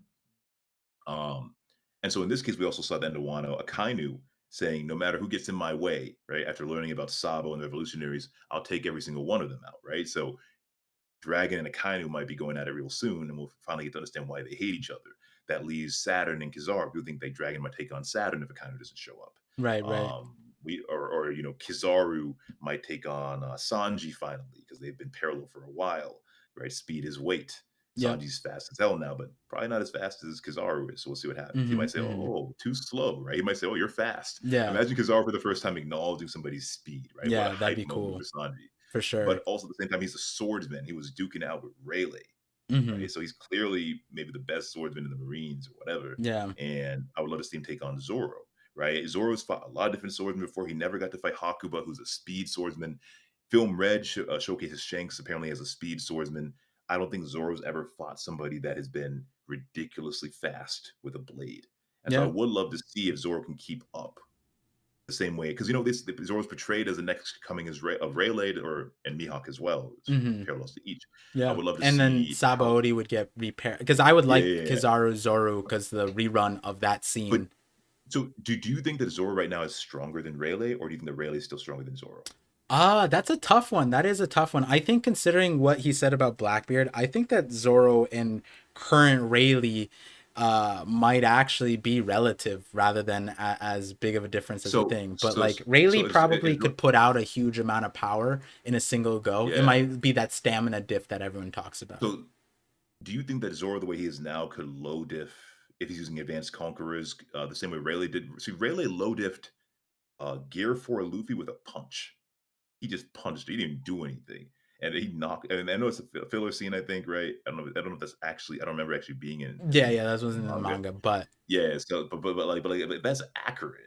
Like mhm. really going all out would be on par with Gear 5, which is crazy to imagine, right? Yeah, yeah, that is Like, kind of crazy when you put it in and that so and so and perspective. so when you see how Rayleigh right was getting a little tired, he says I'm old or whatever. He said against Blackbeard too. When it comes to Kizaru when they were fighting on Sabaody, could Zoro, the way he is now, keep up with Kizaru the same way that Rayleigh was? I think they could exchange swords, and Kizaru wasn't even really trying as far as we saw based True, on their fight, true, true, right? Like they're true. just clashing swords. Rayleigh's getting tired, but even then, Rayleigh didn't go all out either. He didn't So want the fight either, right? yeah, Because I was just like, yeah, this is gonna take too much effort, essentially, to like yeah, try hard and then actually win this. Like, can we not? And then Kuma came in, right? And mm, essentially stalled them out. Yeah, that is an yeah. interesting thing because like I think whatever comes out of this, right? Because York is not a fighter, but like, or we shouldn't think about York as a fighter, right? Like in all regards, it's kind of weird that premise that I said, like the Gorosei member and her end up even meeting and talking, and then York gets into a position where she can take control of him, do anything in that regard. And so the reason why I brought that up is because Atlas brings up multiple times holograms and through organs that they can look however they want, right? Reality, you shouldn't take reality as it is, because unless you like touch it, unless you interact with it, it might not be what it is. But when you bring up and we talked about this previously, it's like I think we both believe, especially now, that this Gorosei member is probably strong, right? And for the satellite to be put in a situation to be able to like take control over it, or domineer over it, or anything like that, even with the seraphims under their toe, where the Gorosei has the power of it, it's so over the seraphims. But so that doesn't necessarily make a lot of sense either. It's like, what is the fallout? And so let me hit you with a few other things, right? That in details of this chapter that led me to an idea. Yeah, yeah, go for it. While I went to the idea, I just had something set in my mind. Yeah. The massive event that changes the world. What if the Marines learn the truth soon? A lot of people are wondering if this is going to be another Luzia Kingdom, because even Lucci was asking it. And all these connections, Mm-hmm. again, the connections that you and I both like, might play into Egghead Island, saying, you know what, Imu says, just get rid of this place, cleanse it, get rid of it, right? Because the Goro says we're talking about a great cleansing. What light do you want to extinguish? Light is truth. Information on Egghead is to get rid of it. If we can't keep it, we can preserve it, then just get rid of it. We see it all the time where, like, zombie invasion, try and save many people can. It's not working, too many. Nuke it, right? Just get rid of Mm-hmm. it. So they might decide to just nuke the island, and the Marines might see that whole place get wiped out and say, "What the just happened?" Right? And they're Right. going to be wondering who did that. Right? The island's gone, and Mm-hmm. they're going to start asking questions. And you have a Gorosin member that's here. One of that is I loved was dragging them kidnapping him and interrogating him, because Sabo, right, obviously was trying to tell them about the king of the world, but if we got eliminated, what if Dragon and them show up and they see it and say, this must be what happened to Sabo, maybe, or something, because he's Mm-hmm. Mm-hmm. describing it. He might have Yeah. No. overheard them the phone call. I've been What if talking they about interrogate him and find out Imu? Yeah. Yeah, I've been talking about the Lulusia event happening to Egghead, but for me, it's been diminishing, especially once we saw the Gorosei guy going there, because the way I saw it was, you know how like Lucci was saying, like inquiring about the Lulusia, and then they were like, be careful, don't do that. And I was saying Mhm. that it might have been that the CP0 was sent there to also be erased with the Lucia, and Oh. the Vegapunk would take the fall, and what they would say is like Vegapunk, similar to Ohara, Vegapunk was studying the ancient weapons, and the ancient weapons is why Egghead got deleted. So they blame everything on him, and then also double down and say, this is the ancient weapons. This is why we're so fearful. Anybody who And does that mm, is dead. But then we and have the Gorosei guy en route, and now I'm questioning that line a little bit. It's still mhm. there, but I'm not sure, right? Yeah, because also what is the other thing? I think that the Ghost member is actually going to touch land. Maybe. Mm-hmm. And I mean, he might talk via Dendemushi, depending on whether he's a fighter or not. But if he is a fighter, I would expect him to touch land. If he's not, I think he'll probably stay on the boat and direct operations like a general. Like he might be the general directing things and giving orders. Kizaru, go, right? And Kizaru shows up and he sits on the ship, right? And is protected. Mm-hmm. Or if he goes in there, I would love for him to actually meet Vegapunk face to face and them have a conversation, right? And because we're about to learn something I think incredible. If we thought that the reveal of we already got teased about it, Advanced Kingdom in the past, like we learned about how devil fruits are created. Like, Mm-hmm. do we think that all the reveals we're going to get in the future of the story are going to happen all at once, or is Oda over the course of the next 4 years, right, based on what my brother believes into how long the story is going to be around Mm-hmm. for? What if we're going to be getting crazy reveals like every single month or every other several months or whatever, I and see one of it. them that's about to happen in April might be or May or before it is over is revealing the name of the ancient kingdom finally, right? That'd Or be sick. revealing this or that. Now, some to say, oh, maybe Robin's supposed to find that out on her own somewhere in Laugh Tale, but I do think that not all this Oda can't just dump everything onto us at once. We're going to get obviously an overarching story that captures everything we've learned and Devil Fruits and everything all put into a succinct package that goes from the beginning of the story to where to when we finally get that ultimate reveal of the ancient kingdom. But I do think we're going to get some more information now that the Gorosei guy is here, Yeah. and No, Vegapunk probably knows other things he can challenge him on, similar to Dr. Clover. yes, yes, exactly. That's what if this is truly the O'Hara parallel, then it would make sense Mhm. that wherever Clover stopped, Vegapunk would continue about hypothesis, and then maybe that's how he exits the story, or one way or the other. That information to shock the world. I was talking about this, like, what if that shock the world wasn't necessarily meant for the inverse world? It would meant for like our world also, but like the name being revealed would be an interesting thing, especially if there's gravity to that name, and its meaning, and like at least confusion, right? Similar to like when Roger died, or when Roger discovered Laughtail, he left. He was dubbed the Pirate King, and the treasure was called the One Piece, right? And he didn't Mhm. have any control over that. That's what they named it. And so then when he was executed, that essentially lit a fire throughout the entire world, and that could be the parallel here, combining both together, creating another fire around the Well, world, and then releasing the name. I do that. That is an yeah. interesting thing, huh?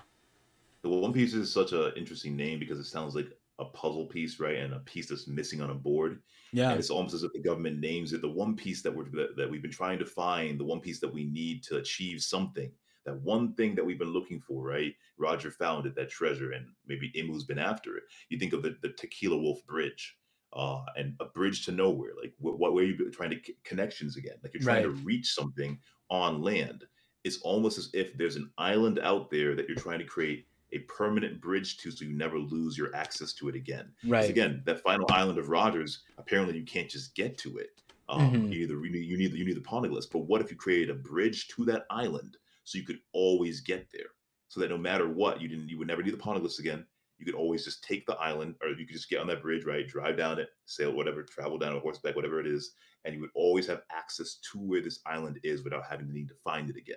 Yeah. And Uh, that's what I think the bridge is for, personally. and on top of that, here's one thing before we get to the last segment of conversation, because I was gonna put the shocking thing at the end, but this is honestly a good transition. But just before that, like something that we're seeing right now is the race for the One Piece, right? And we just got a Mhm. confusing thing with Shanks, and real quick, Vinland, before we go on super tangents on this, because I think we'll use this part to tease a stream, because I think talking about Shanks is more fun on a stream where people can Yeah. interact with us and stuff like that. But when Shanks said, like, give me the poneglyph rubbings to Kid, right? And it was like, it almost like it seemed like he needed it. And we've been talking about how like Shanks has the lineage and things like that, some kind of weird Mhm. connection. Was that intriguing to you, that like it felt like he needed the rubbings, or that he didn't already have them, or he I, doesn't know I'm where al- they I'm al- are? I'm always looking at character faces, right? Mm-hmm. And Shanks' expression, I don't know. Oda definitely designs people's faces a certain way, not to be too much of a tell, have you inquired too much. Yeah. The look on his face is strange, right? Expressions. I remember when he was talking to Ben Beckman, let's go claim the One Piece. Oda intentionally cuts out Ben Beckman's mouth. You can't truly see his emotions, but the eyes convey, it windows to the soul, so much concern and Mm-hmm. sad, almost kind of sort of sadness, like we're finally here. It's been a fun ride, Captain. Kind of like, Mm. Roger and Rayleigh, like, I'm not going to die, partner. And Rayleigh's sad because he knew it was the end. Like you're about to do Mm. something big and give your life away. Yeah. That was the same moment for me. They share a sake bottle, just like Roger did with Rayleigh, one last drink before we finally do this thing, this plan. And then he left the crew, started the new age. And then Rayleigh laughed and said he never laughed and cried so much because he knew what his captain was planning. I see Ben Beckman the same way, Sun and Moon, right? Dark, the Shadow King or Dark King to the King of the Light, the Sun, right? Whatever Roger was or the Straw Hat before them, if the hat represents the dawn. Um, but yeah, Shanks' expression too is hidden away after he says it to Beckman. We see Beckman's eyes, then we see Shanks sip his sake. Can't really see his mouth. He seems, conceive, as if it's finally time, right? I've been waiting to drink this for a special occasion, and Yeah. it's finally time to do it. I've been planning. Maybe even going back to what he promised Roger. It's finally time to do this. Let's go claim the One Piece. Now, a part of me, this is another darker idea, but when you see Shanks' face with Kid, he seems kind of like pensive, right? Shanks, kids like, only if I lose. And Shanks seems kind of interested, like, show me, kid. Mm-hmm. And I made a video this way, called like, why does Shanks want the One Piece? Where I think I did say I have to look at my script, but where Shanks kind of, I would imagine him saying to Kid like, show me, Kid, show me Luffy and all of them, show me what you can do. Back to what he said during Wano, are you that afraid of the new generation, the new age, right? These new Mm-hmm. leaves.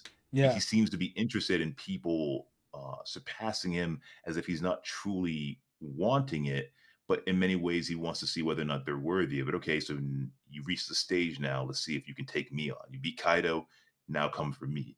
Okay. Also, like, Kaido's the strongest. I'm saying on Twitter right now they put up a poll for Mihawk, but you know, almost as if Shanks is now entering the game, entering the race. Let's see, Yeah. right? This is fun. He mentioned, he promised that he would go back for to Laugh Tale with Buggy, right? So let's see, who's most deserving of it. So maybe he is really serious about going after it, but not because he wants it. It's just fun to him. Maybe it all just is a game, and he just lives freely, and it's not that deep. For Shanks, it's like, okay, I want to play the game too. The Grand Line. I think Jorba had a great video on it. I think he's the first one to say it, that the Grand Line is basically a game, Mm-hmm. like a trap. You put the pirates in there. The dark theory from it, I think, is like, the idea that I concluded from it was, what if the One Piece isn't real and it's a trap for pirates to get distracted and go pursue the One Piece, and they all get defeated and crushed along the way, right? Only to arrive at the final island. But then again, Roger says you left behind an incredible treasure, Yeah. right? So you think that it is real, and Oda says it is something real as well. So who knows? Yeah, yeah. So the reason why I asked is, I'm glad I asked you for that perspective, because I never looked at the eyes that intently. But you're right, when it comes to Shanks, especially, Oda would draw the expressions. We're seeing through Bonnie right now, like the emotions. Like Mhm. people have said, the most sad face they've seen in One Piece, the most like heartbreaking face. And I pulled up the panels. The one you're talking about prior is 1054. Yeah, Ben Beckman's eyes. You're right. It's like a And what and that notice is. Shanks walks away from the rest of the crew, who tend to be happier and are probably, in terms of the order of rank, are not as close to the captain, I would argue, as Ben Beckman probably is. Yeah. Just as Zoro and Luffy have certain moments as a right hand, certain burdens of seriousness that they keep to themselves, Yeah. whereas the others are a little more lighthearted. Sanji would be like third in line to that, because you even see it where, like, Zoro says that's the burden of being a captain. Captain. Yeah. If you can't carry it, and then what are the who are we to fall or Right. rely on? And you see Sanji sitting there in quiet agreement, like, just smoking a cig or just kind of chilling, whatever he was doing, right? But he's kind of just in quiet agreement. If I can pull that up. Yeah. And so, kind of with Zoro and, sorry, not Zoro, but kind of with Ben Beckman and Shanks. Shanks walks away from the rest of them, celebrating Luffy and all this stuff, right? And Beckman seems like he might be the only one that might be privy to what Shanks might be planning, and the rest have Yeah. no idea. And That's so, the feel that I got away from it, and that's why he looks so sad. Just like Rayleigh, like, do you think the rest of the crew knew what Roger was planning or was going to do, or was it only probably Rayleigh that had some idea? right, right. Um, So, and and the and others the didn't. reason why I was bringing up the Shanks thing is because, what if the way the world is shocked is because when Roger died, it was just the One Piece, right? And Yeah.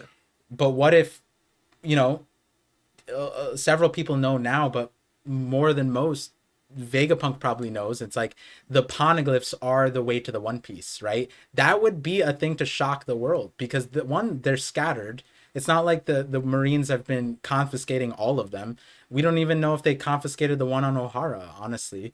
And they probably did, but like the point being is, like, that would be a way to shock the world, because not only are you telling them the goal, but you're telling them the instructions, right?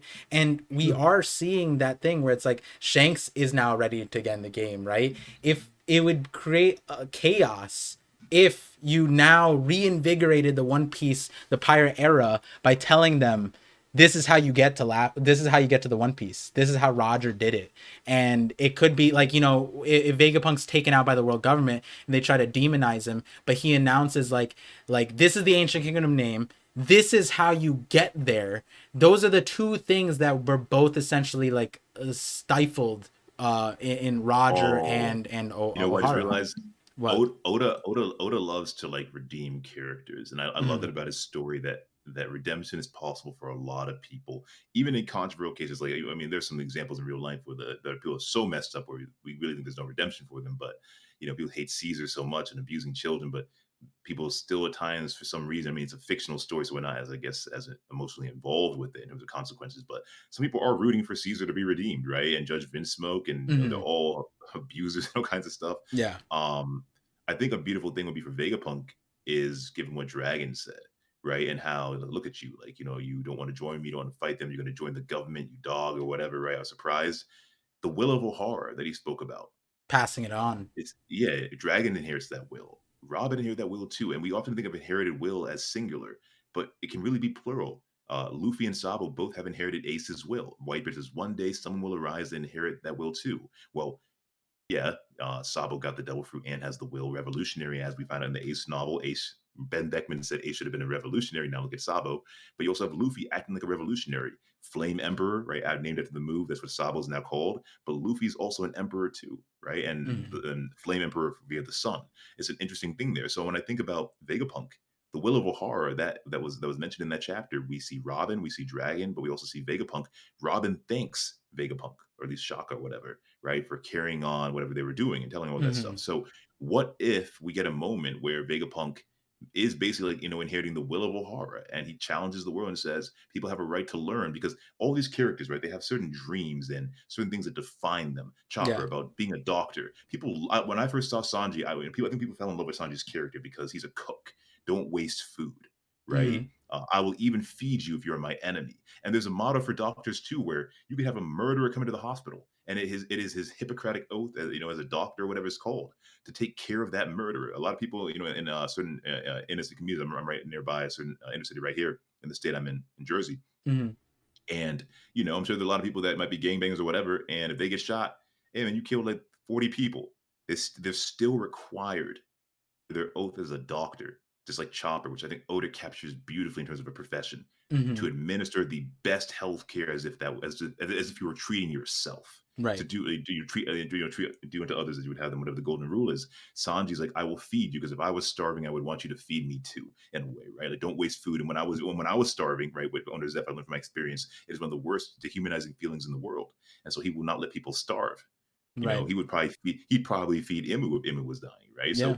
So, um, I think that it's the same thing with Vegapunk, wherein Vegapunk should have something that defines his character in a similar way as a cook, the world's best cook, which I think Sanji will eventually Yeah. be indirectly, the world's best doctor for Chopper. And so, the world's best, whatever Vegapunk is, scientist or mind, shouldn't he adhere to his beliefs and defy the world in a glorious spectacle, right? Where he's like, I do not apologize for what I did. I do not apologize for researching forbidden secrets. I would do it all over again, right? I think we're going to get a moment like that for Vegapunk. We have to. No, yeah, okay. Hear me out. Hear me out. I just thought of something, and so after this, we'll go into the last segment because Mm, there's a greater thing that ties in all of this, and even with all the tangents that we had, it all applied to this concept that I think, and it's larger to One Piece world, but if so the translation. Let me double check what is the Viz translation for what is said here. It is um okay. The resolution of the incident the following day would inflict a kind of shock the world never saw coming. So that's very interesting compared to what TCB. And I do want to point out that, like, even with the Viz translations, it's always important to look at multiple translations, especially for the viewership, right? Like, I'm not always saying Viz is mhm, always right. You might get more nuance from TCB, and you might get a more foundational understanding from OP scans, but I think it's all about blending it, right? And so, mhm. what is said in the TCB, it says will shock the world. That's what Vega, or that's what this incident will do, right? And something that you just said was like, what is Vegapunk's like purpose, essentially, right? What is his will? And we actually got his dream. His dream was to give energy to everybody. But more than that, we saw through Morgan's Big News Morgan's, he said that Vegapunk is essentially the person who lit up the world. And so, if you were to say that the Egghead incident shocks the world, then that might also be a tie in there. That Vegapunk does release everything that he has essentially and lights up the world literally, right? Like, that's what his meaning is Mm. there for. And we talk Oh, about why is the island wills. rising? Yeah. Yeah, yeah, and we talked Sorry. about like wills and what Roger did. Roger sparked wildfire, is what Rayleigh said, right? Yeah. And the will of O'Hara was smothered, but like that is another way to, if you're talking about shocking the world, it's like igniting something, igniting a flame, starting something up. That could be a pun into that. So the shocking the world might not even be like a negative connotation. It might be a positive connotation, and we just don't get the full nuance there because yeah, shock the world is a very interesting thing. I'm trying to think. There was one other time I recently came across a panel where it's like shock the world, and I want to bring that up in a future video. But so we're talking about dreams, and we have York. York's name is Desire, and something I want to point out is that York is actually the only satellite that it has no other name. So like Atlas, for example, is Wrath, but Wrath does not, Atlas does not mean wrath in Japanese, nothing like that, right? Lilith, Shaka, Mm. they don't mean the respective things, but York, yes, it does. Yoku translates to greed. Greed is Yoku, and Yoku is York. You can translate it that way. Oda gives the katakana to pronounce it Mm. York, but it's one and the same. That is what makes York an outlier, and I pointed that out. Like it's weird that that York was an outlier in that regard. And the thing about York is that we think of greed as an outlier, but what did we just talk about in this entire conversation, right? It's like greed is also translated as desire, right? And so something I want to point out to, and I'm just saying this to frame the conversation because a lot of people didn't hear me talk about this, but I just want to say it as a detail because if this is truly a murder mystery, then what's important in a murder mystery, in any murder mystery, regardless from Sherlock to even to Scooby-Doo, is the murder weapon, the weapon that causes the action of death in the story. And here we get a panel by panel showing of how Shaka died. Shaka got shot in the head, right? And we see the bullet hole, right? And then right afterwards, we see York, the giant York with a giant pistol, who that pistol could not do that damage. If we were to, yeah, I know Oda does One Piece sizing here and there with like even the Enma, for example, sizing from Odin to Zoro, but it's not like a panel to panel thing. You know what I mean? It's not like Odin handed Zoro the sword and then the sword shrunk. That's not what we ever saw, right? It's that when I think about that, I think about like will and how will fits the user, right? We know swords can have a will of their own and things like that. And in this context, it's literally like here's a page and then here's a page. You see the bullet wound and then you see what did it. And it makes no sense. And the reason why I bring that up is because to me, if we're holding on to this as a murder mystery, he's talking to the author of Detective Conan, which they're best friends for the entire lifetime, or not lifetime, but in the industry, who does murder mysteries, all that stuff, and things like that, then I can see a world where this York is, we haven't touched this York. No one has touched this York. Even when she's walking, I don't think anyone has touched the York, right? And the point being is it could be a hologram. And that would be interesting because then the person whose sizing would fit would be not Atlas. I think Atlas would be a good trader, but Atlas is also giant. And so if they had a gun, it would also be a giant gun. It would make more sense if Edison would be the thing. And that's why, like, in the last two chapters, it was weird that we saw two Edison, like, not two Edisons, a version of Edison that was on the Fabrio phase, like a version of Edison. And it's weird because we see Edison with Nami and we're interacting with it. And I'm wondering if like you can make more of Edisons, right? Like why can't an Edison make more of himself, right? Like why can't, he's the thinker, he's the inventor, why can't he also make more of himself? When you think about when we got introduced to Edison, he was like, I need to think, do this. It would make sense if he also followed the line of logic of making more versions of himself, and he's like this like little bot. It's not that hard to mass produce, and we're seeing multiple versions of that. And I'm just saying that to frame it. I'm not saying Edison. I'm not saying Atlas. The reason why I like Atlas even more because of this chapter, because if you bring in the Gorosei conversation, then the people that the Gorosei want They want Luffy dead. They wanted Moria, but they also wanted Moria dead. But they wanted Robin. They wanted Robin alive ever since Enies Lobby. They could have killed her. They wanted her alive. And in this chapter, you see Atlas saying, like, hey, there's this room that we don't use that's sealed off or whatever. And she's leading Robin and Chopper. Chopper, Hito no Mi, if that's important to you, that's interesting. But Robin, we have to keep our eyes on Robin. Anytime the Gorosei and Cypher Pole are involved in any regard, keep our eyes on Robin. And so she's being led there. And it almost makes you think, why is Atlas like all of a sudden remembering this thing, right? Why is Robin leading the discussion? And then once that discussion comes through, Atlas is like, oh, by the way, randomly, I remember the sealed room. Let's go there.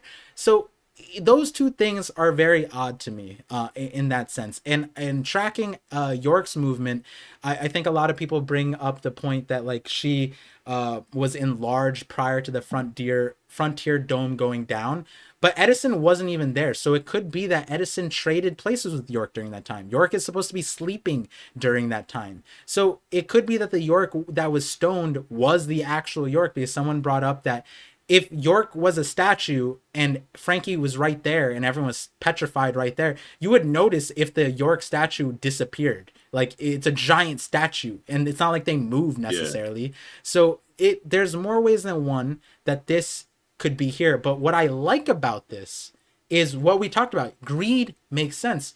But what we also talked about is, here's the thing that I want to propose to you, and I want to contextualize the entire conversation, is greed has a kind of negative connotation, but isn't greed, desire, and hope all essentially like variations of each other? And to give it a context, we talked about the elemental Haki, right?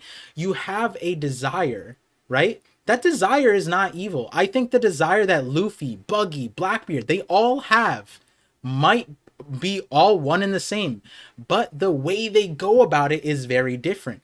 The way Luffy goes about it, you wouldn't name as greed, but the way Blackbeard does is greedy. The way Roger and Rocks did it, Roger might not be greedy. If he were greedy, his end story would be way different. He's not greedy because he sat there in execution and told them, ignited them to go do, to inspire the hope, the dreams for those people to pursue it. Whereas Rocks, if he's this evil character, which, you know, I have Fraud Valley video that says Rocks wasn't that, but do you think just briefly, do you think that Rocks is because based on the way you portray him, do you think he's like, do you intentionally portray him as Buggy? I never watched the video.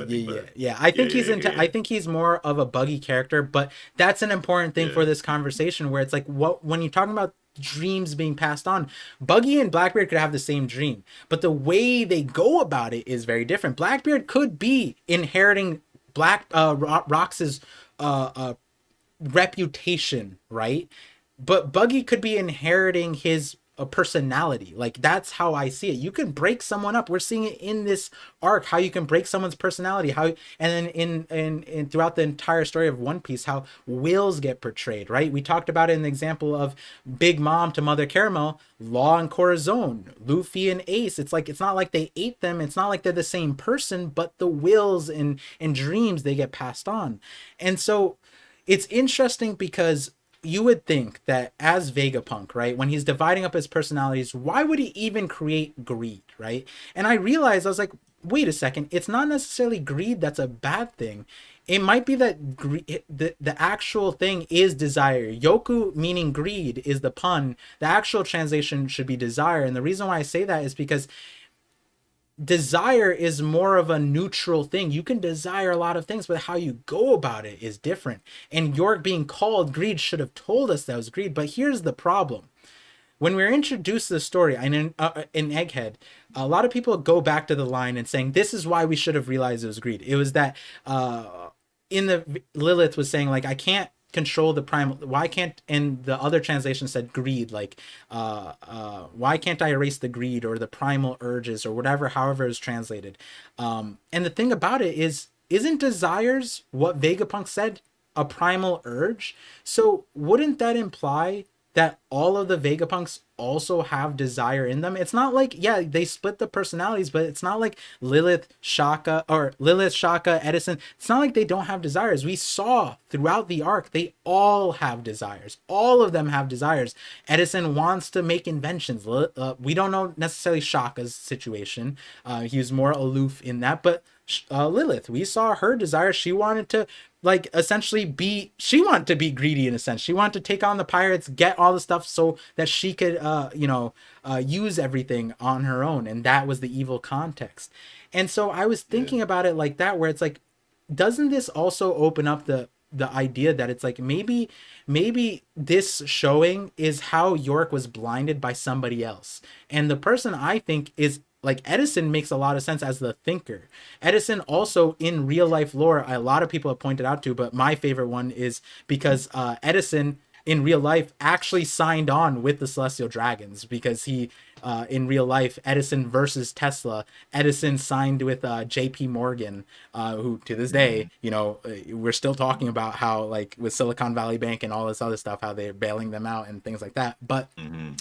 the greater point being that these desires that we're seeing, like, does it make sense that someone who is uninhibited greed or uninhibited desire, that offshoot, to be as corrupted as somebody else, like a wrath or a thinker or something like that? Because if it's just desire, is there an issue, right? We see a lot of people desire things, but they're not necessarily going about it as evil way. And I'm almost wondering if this is like a fake out in a lot of ways. Like this is what we think it is, but in reality, everybody is greedy. Everybody has desires, right? It's how you go Yeah. about those dreams. It's what you will into existence. Well, I think greed applies to wanting more than you need, right? Right. So like typically greed is associated with a person that wants more food than they need, right? Like you don't need Mm-hmm. all that. Mm-hmm. Or like, there's someone starving next to you and your favorite food is like say your favorite food is like quesadillas or whatever, and you have like and massive quesadillas and you eat nine of them and the person's starving. It's like, please, can I have a little bit? And you're like, no. Are you greedy? Same thing Mm-hmm. with money. You have people out there. I heard somebody say, I watched Bernie Madoff documentary on Netflix, Mm-hmm. and they talk about certain people, the greediest people out there won't even spend their money and they just can't have enough of it and they keep on saving and saving and they won't even share with anybody or anything. They won't tip or nothing. And these people are like multimillionaires. That would be greed. I think desire, for example, like wanting to simply have money is different than simply Right. not being satisfied by the money that you have. And so with York, it's like it's never enough, right? So I need more, I need more, I need more, I need more. Now, even then, I think I can see that in your point is it necessarily wrong? Like who decides who's the moral arbiter, right, of good and evil? Obviously, the concept of greed as a sin comes from a certain religious belief, but not everybody has the same religion. And so if you Mm-hmm. are objective with it and you remove religion and all that aside, and you realize that certain things about morality are shared universally across humankind. But even then, even look at history, that's not necessarily true. Killing was actually, talking about Vinland, right? Vinland Saga, Mm-hmm. Vikings, right, would kill, and they had no problem with it in certain cases in terms of being warriors and going to Valhalla. But at the same time, in certain contexts, even they recognized probably that killing was wrong based on certain Yeah. The portrayals, people right, who in their own ended up communities. being kings were the Yeah. greedy ones. Yeah, so it's just a question of who decides what morality is and who decided that it was wrong. Like it's your life as a human being, right? And even though most of us would look at someone in contempt for being greedy in that way, who's to say that it's wrong that you want to keep on making more and more money and you don't want to share? Is it wrong or do we just not like it? Right. Not liking something doesn't necessarily mean that it's wrong. You just don't like it. And so Right. while we might not like the greed of York, going back to your point, doesn't necessarily mean that it's wrong what York wants. I mean, Vegapunk doesn't understand it because Vegapunk is an individual. York Mm-hmm. is an individual as well. We are not all the same. We all have different beliefs and everything. And the notion of wrong and right is objectively a social construct, but subjectively, as far as we know, a lot of people would like to suggest that in the grand scheme of the universe, there are certain moral hierarchies that define our world and our human existence. Right. But objectively, we have to just assert that, well, that's just an opinion. What we do Mm-hmm. know is that everybody's different, everybody has different beliefs. And unless you created this world, how can you assert what is right or wrong. You're not God, Yeah. right? If you play a video, if you design a video game, yeah, you can tell somebody this is how the video game is supposed to be played. You're playing it wrong, and you know that because you're the designer, you're the creator, you're the God. Imu, right, as the god of the world, dictates what is right or wrong, what you're allowed to learn, yada yada. But Hmm. even Imu did not create this world, right? In terms of the overarching thing, even Imu is a creation of something else. Yeah, And as so, far as we know at the moment, right? yeah, As like yeah, the where it's leading to, yeah. And so that's where it's kind of interesting because it's like several times in the series, right? There's the desire, hope was thrown around, and I almost break it down to like desiring something. I think everybody has desires. That's what Vegapunk said, right? And so that was interesting to me because when you look at York, if it's truly like there's two ways to look at it, right? Where I can see it as uh Vegapunk separated out York as desire, and it's supposed to be like the sharks at the beginning at the Egghead, right? That shark was just eating things as a primal urge, but it's not eating things for an ulterior motive, right? It just desires to satisfy itself.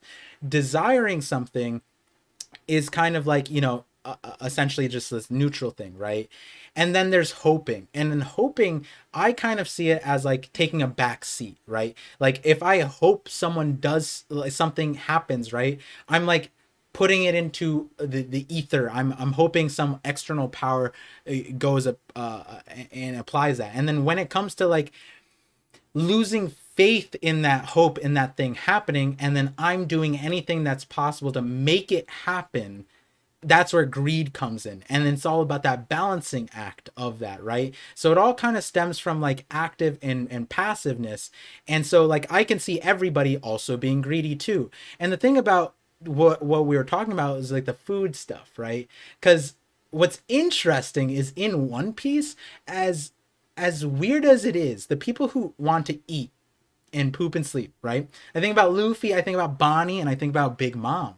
And what's interesting about them is they're not necessarily greedy in that sense. They desire food, but they're like they desire for themselves. Even Luffy says, I don't want to be a hero because I want my own meat, but he's also fighting for people to eat. That's the same thing Big Mom is doing. She's going about in a different way, and the perspective might be greed, but even the way she goes about it, she's matching tick for tack almost for what she's fighting against, right?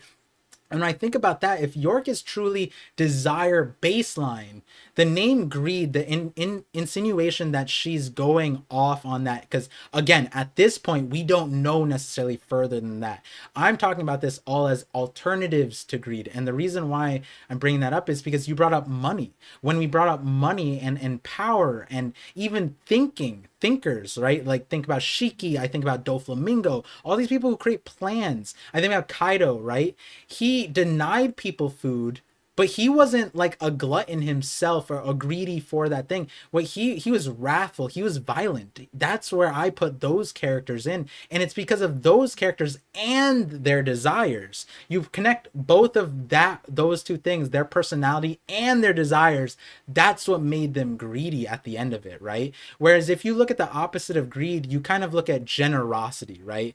And you wouldn't essentially apply that to Luffy, but generosity is also an interesting thing that ties back to the philosophy that I'm actually talking about in the that ties to elements of Haki, where it's not necessarily like giving away essentially, but it's just taking as much as you need. It's not taking more, like you were saying, right? And that's where like Luffy comes in, right? Like Luffy eats until he's filled, and he's not going to deny people, right? Big Mom also does that to a certain extent too, but then there comes the hunger pangs and the extension of that, where she becomes greedy, which is a separate thing. But that's where it's interesting, where it's like I almost look at these other satellites now, and because I think we can agree that all of them have desires, but if they all also have a personality on top of that outside of desire, because again, desiring something isn't the problem, right? And I'm not excluding York here, but even Vegapunk went to go see the Gorosei, but he didn't do anything more than that, right?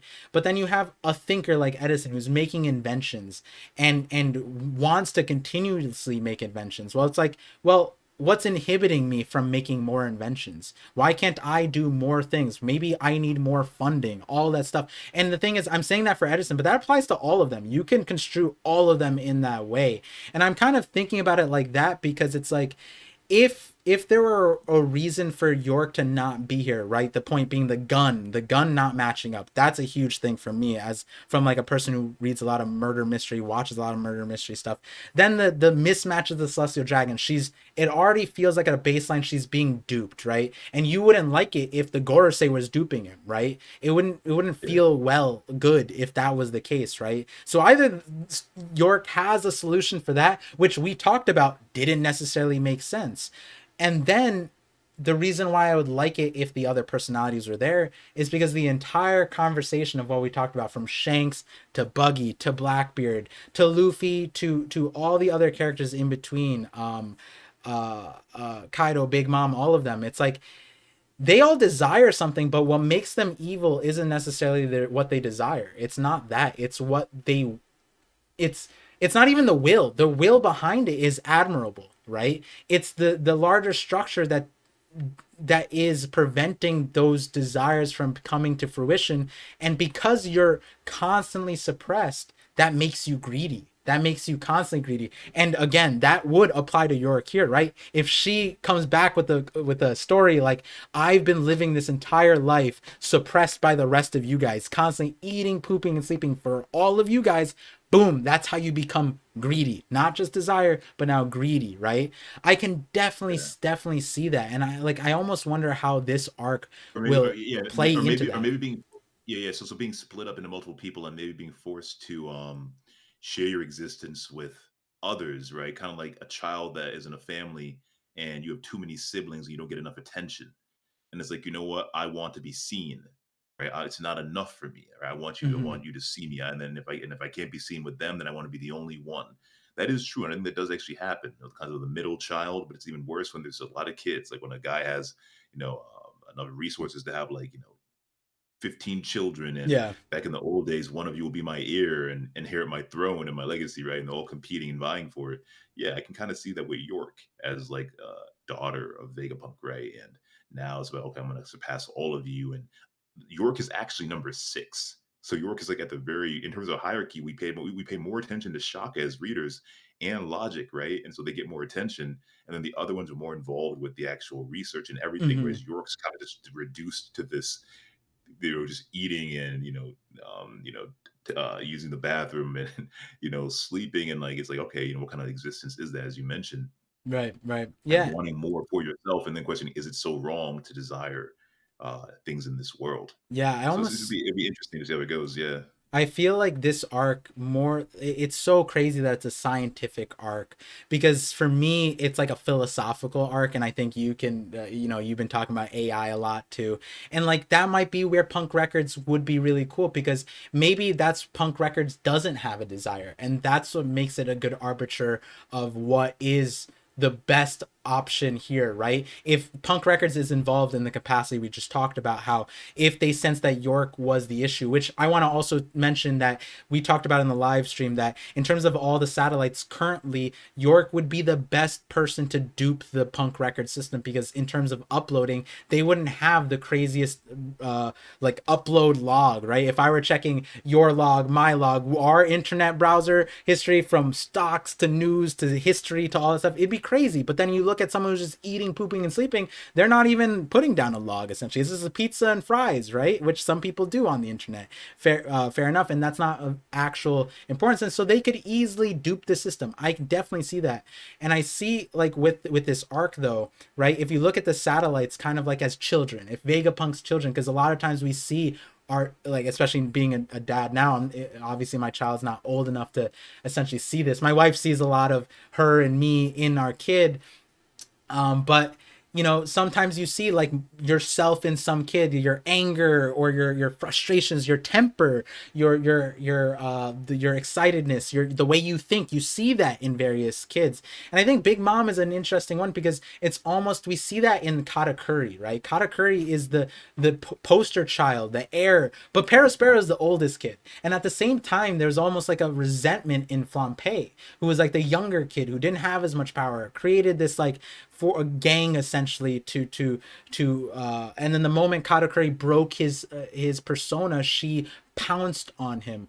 And the reason why I bring that up, it's like the satellites, when you think about Vegapunk and tying back to the beginning of the conversation, was like we wouldn't like it if Vegapunk was outsmarted by anybody else, but at this point, this is the only way it makes sense. Is that he's outsmarted by himself, right? A personality of his own, and that applies to the kids too. And then, like you're saying, like if you were to split up personalities or something, maybe one personality is better off than the other, and that shines and that creates resentment among yourself, right? And that's the nuance of like something that I keep going back to is what Vegapunk did is unnatural, right? He split himself up by his personalities, which we don't even know how he did. Did he use Kuma's fruit to split up his personalities? Like, we don't even understand how that's possible, because however that is possible, I think would be a dope transition into a future devil fruit, if you were to able to create that, which doesn't currently exist in the One Piece world, and that might be how a future devil fruit is made. But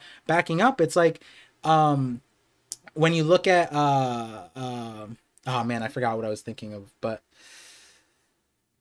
I forgot entirely with the I was just scrolling. I was just scrolling on Twitter. Paul, I was listening to yeah. you, and I saw that as we're talking about York's own identity and Hmm. desire and to be my own person and all that kind of stuff, right? Not just be a clone, which is interesting because you look at questions over the seraphim and are they alive and their own existences and everything, right? Yes. You see Arthur just 3 hours ago. Let me read it. Arthur says, interestingly, York is the only punk to use feminine pronouns and speech patterns. Could it be? Could it be to differentiate herself as her own being? So Funnily, though, or eerily, in Japanese, her speech pattern is like that of a trendy girl.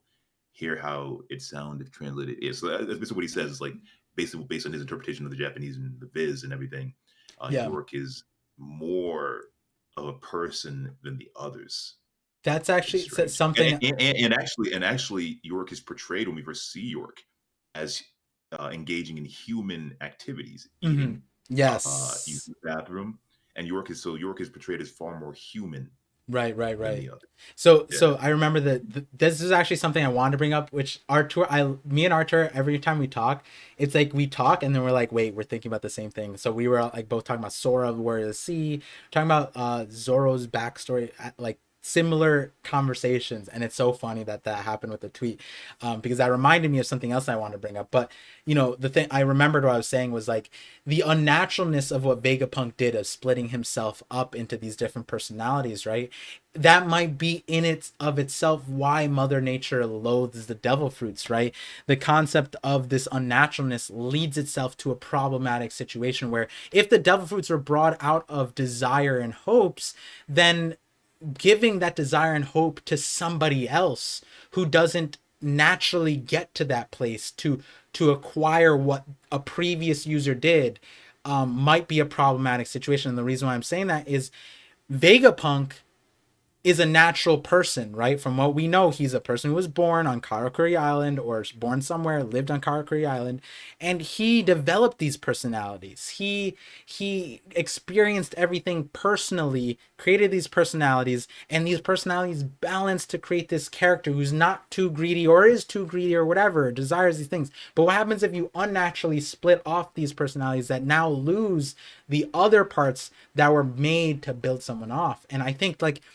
you were bringing up the seraphims, they don't seem to, besides Boa, it's like they don't seem to have their own installed desire, hopes, dreams right now. And it's almost like, is desire what corrupts you? Because York seems to be desire and it makes you greedy. Or is it what affects you in life that makes you greedy? Because that's where I think the situation with York is. And to Artur's point, I think what's really cool about that is at this point, we don't know if Lilith is also a humanoid. If Lilith is a humanoid, that's something that I've been wanting to know because everyone else seemed to be cyborg. Edison, Pythagoras, even Shaka right now, Atlas. Lilith and York, the ones we talked about going to Neomads and going to Celestial Dragons, if they're the humanoid ones, they're the most interesting ones. The reason why is because if they were based off of humans and Lilith aside, let's not talk about Lilith, but the reason why York has to be human is she eats, poops, and sleeps,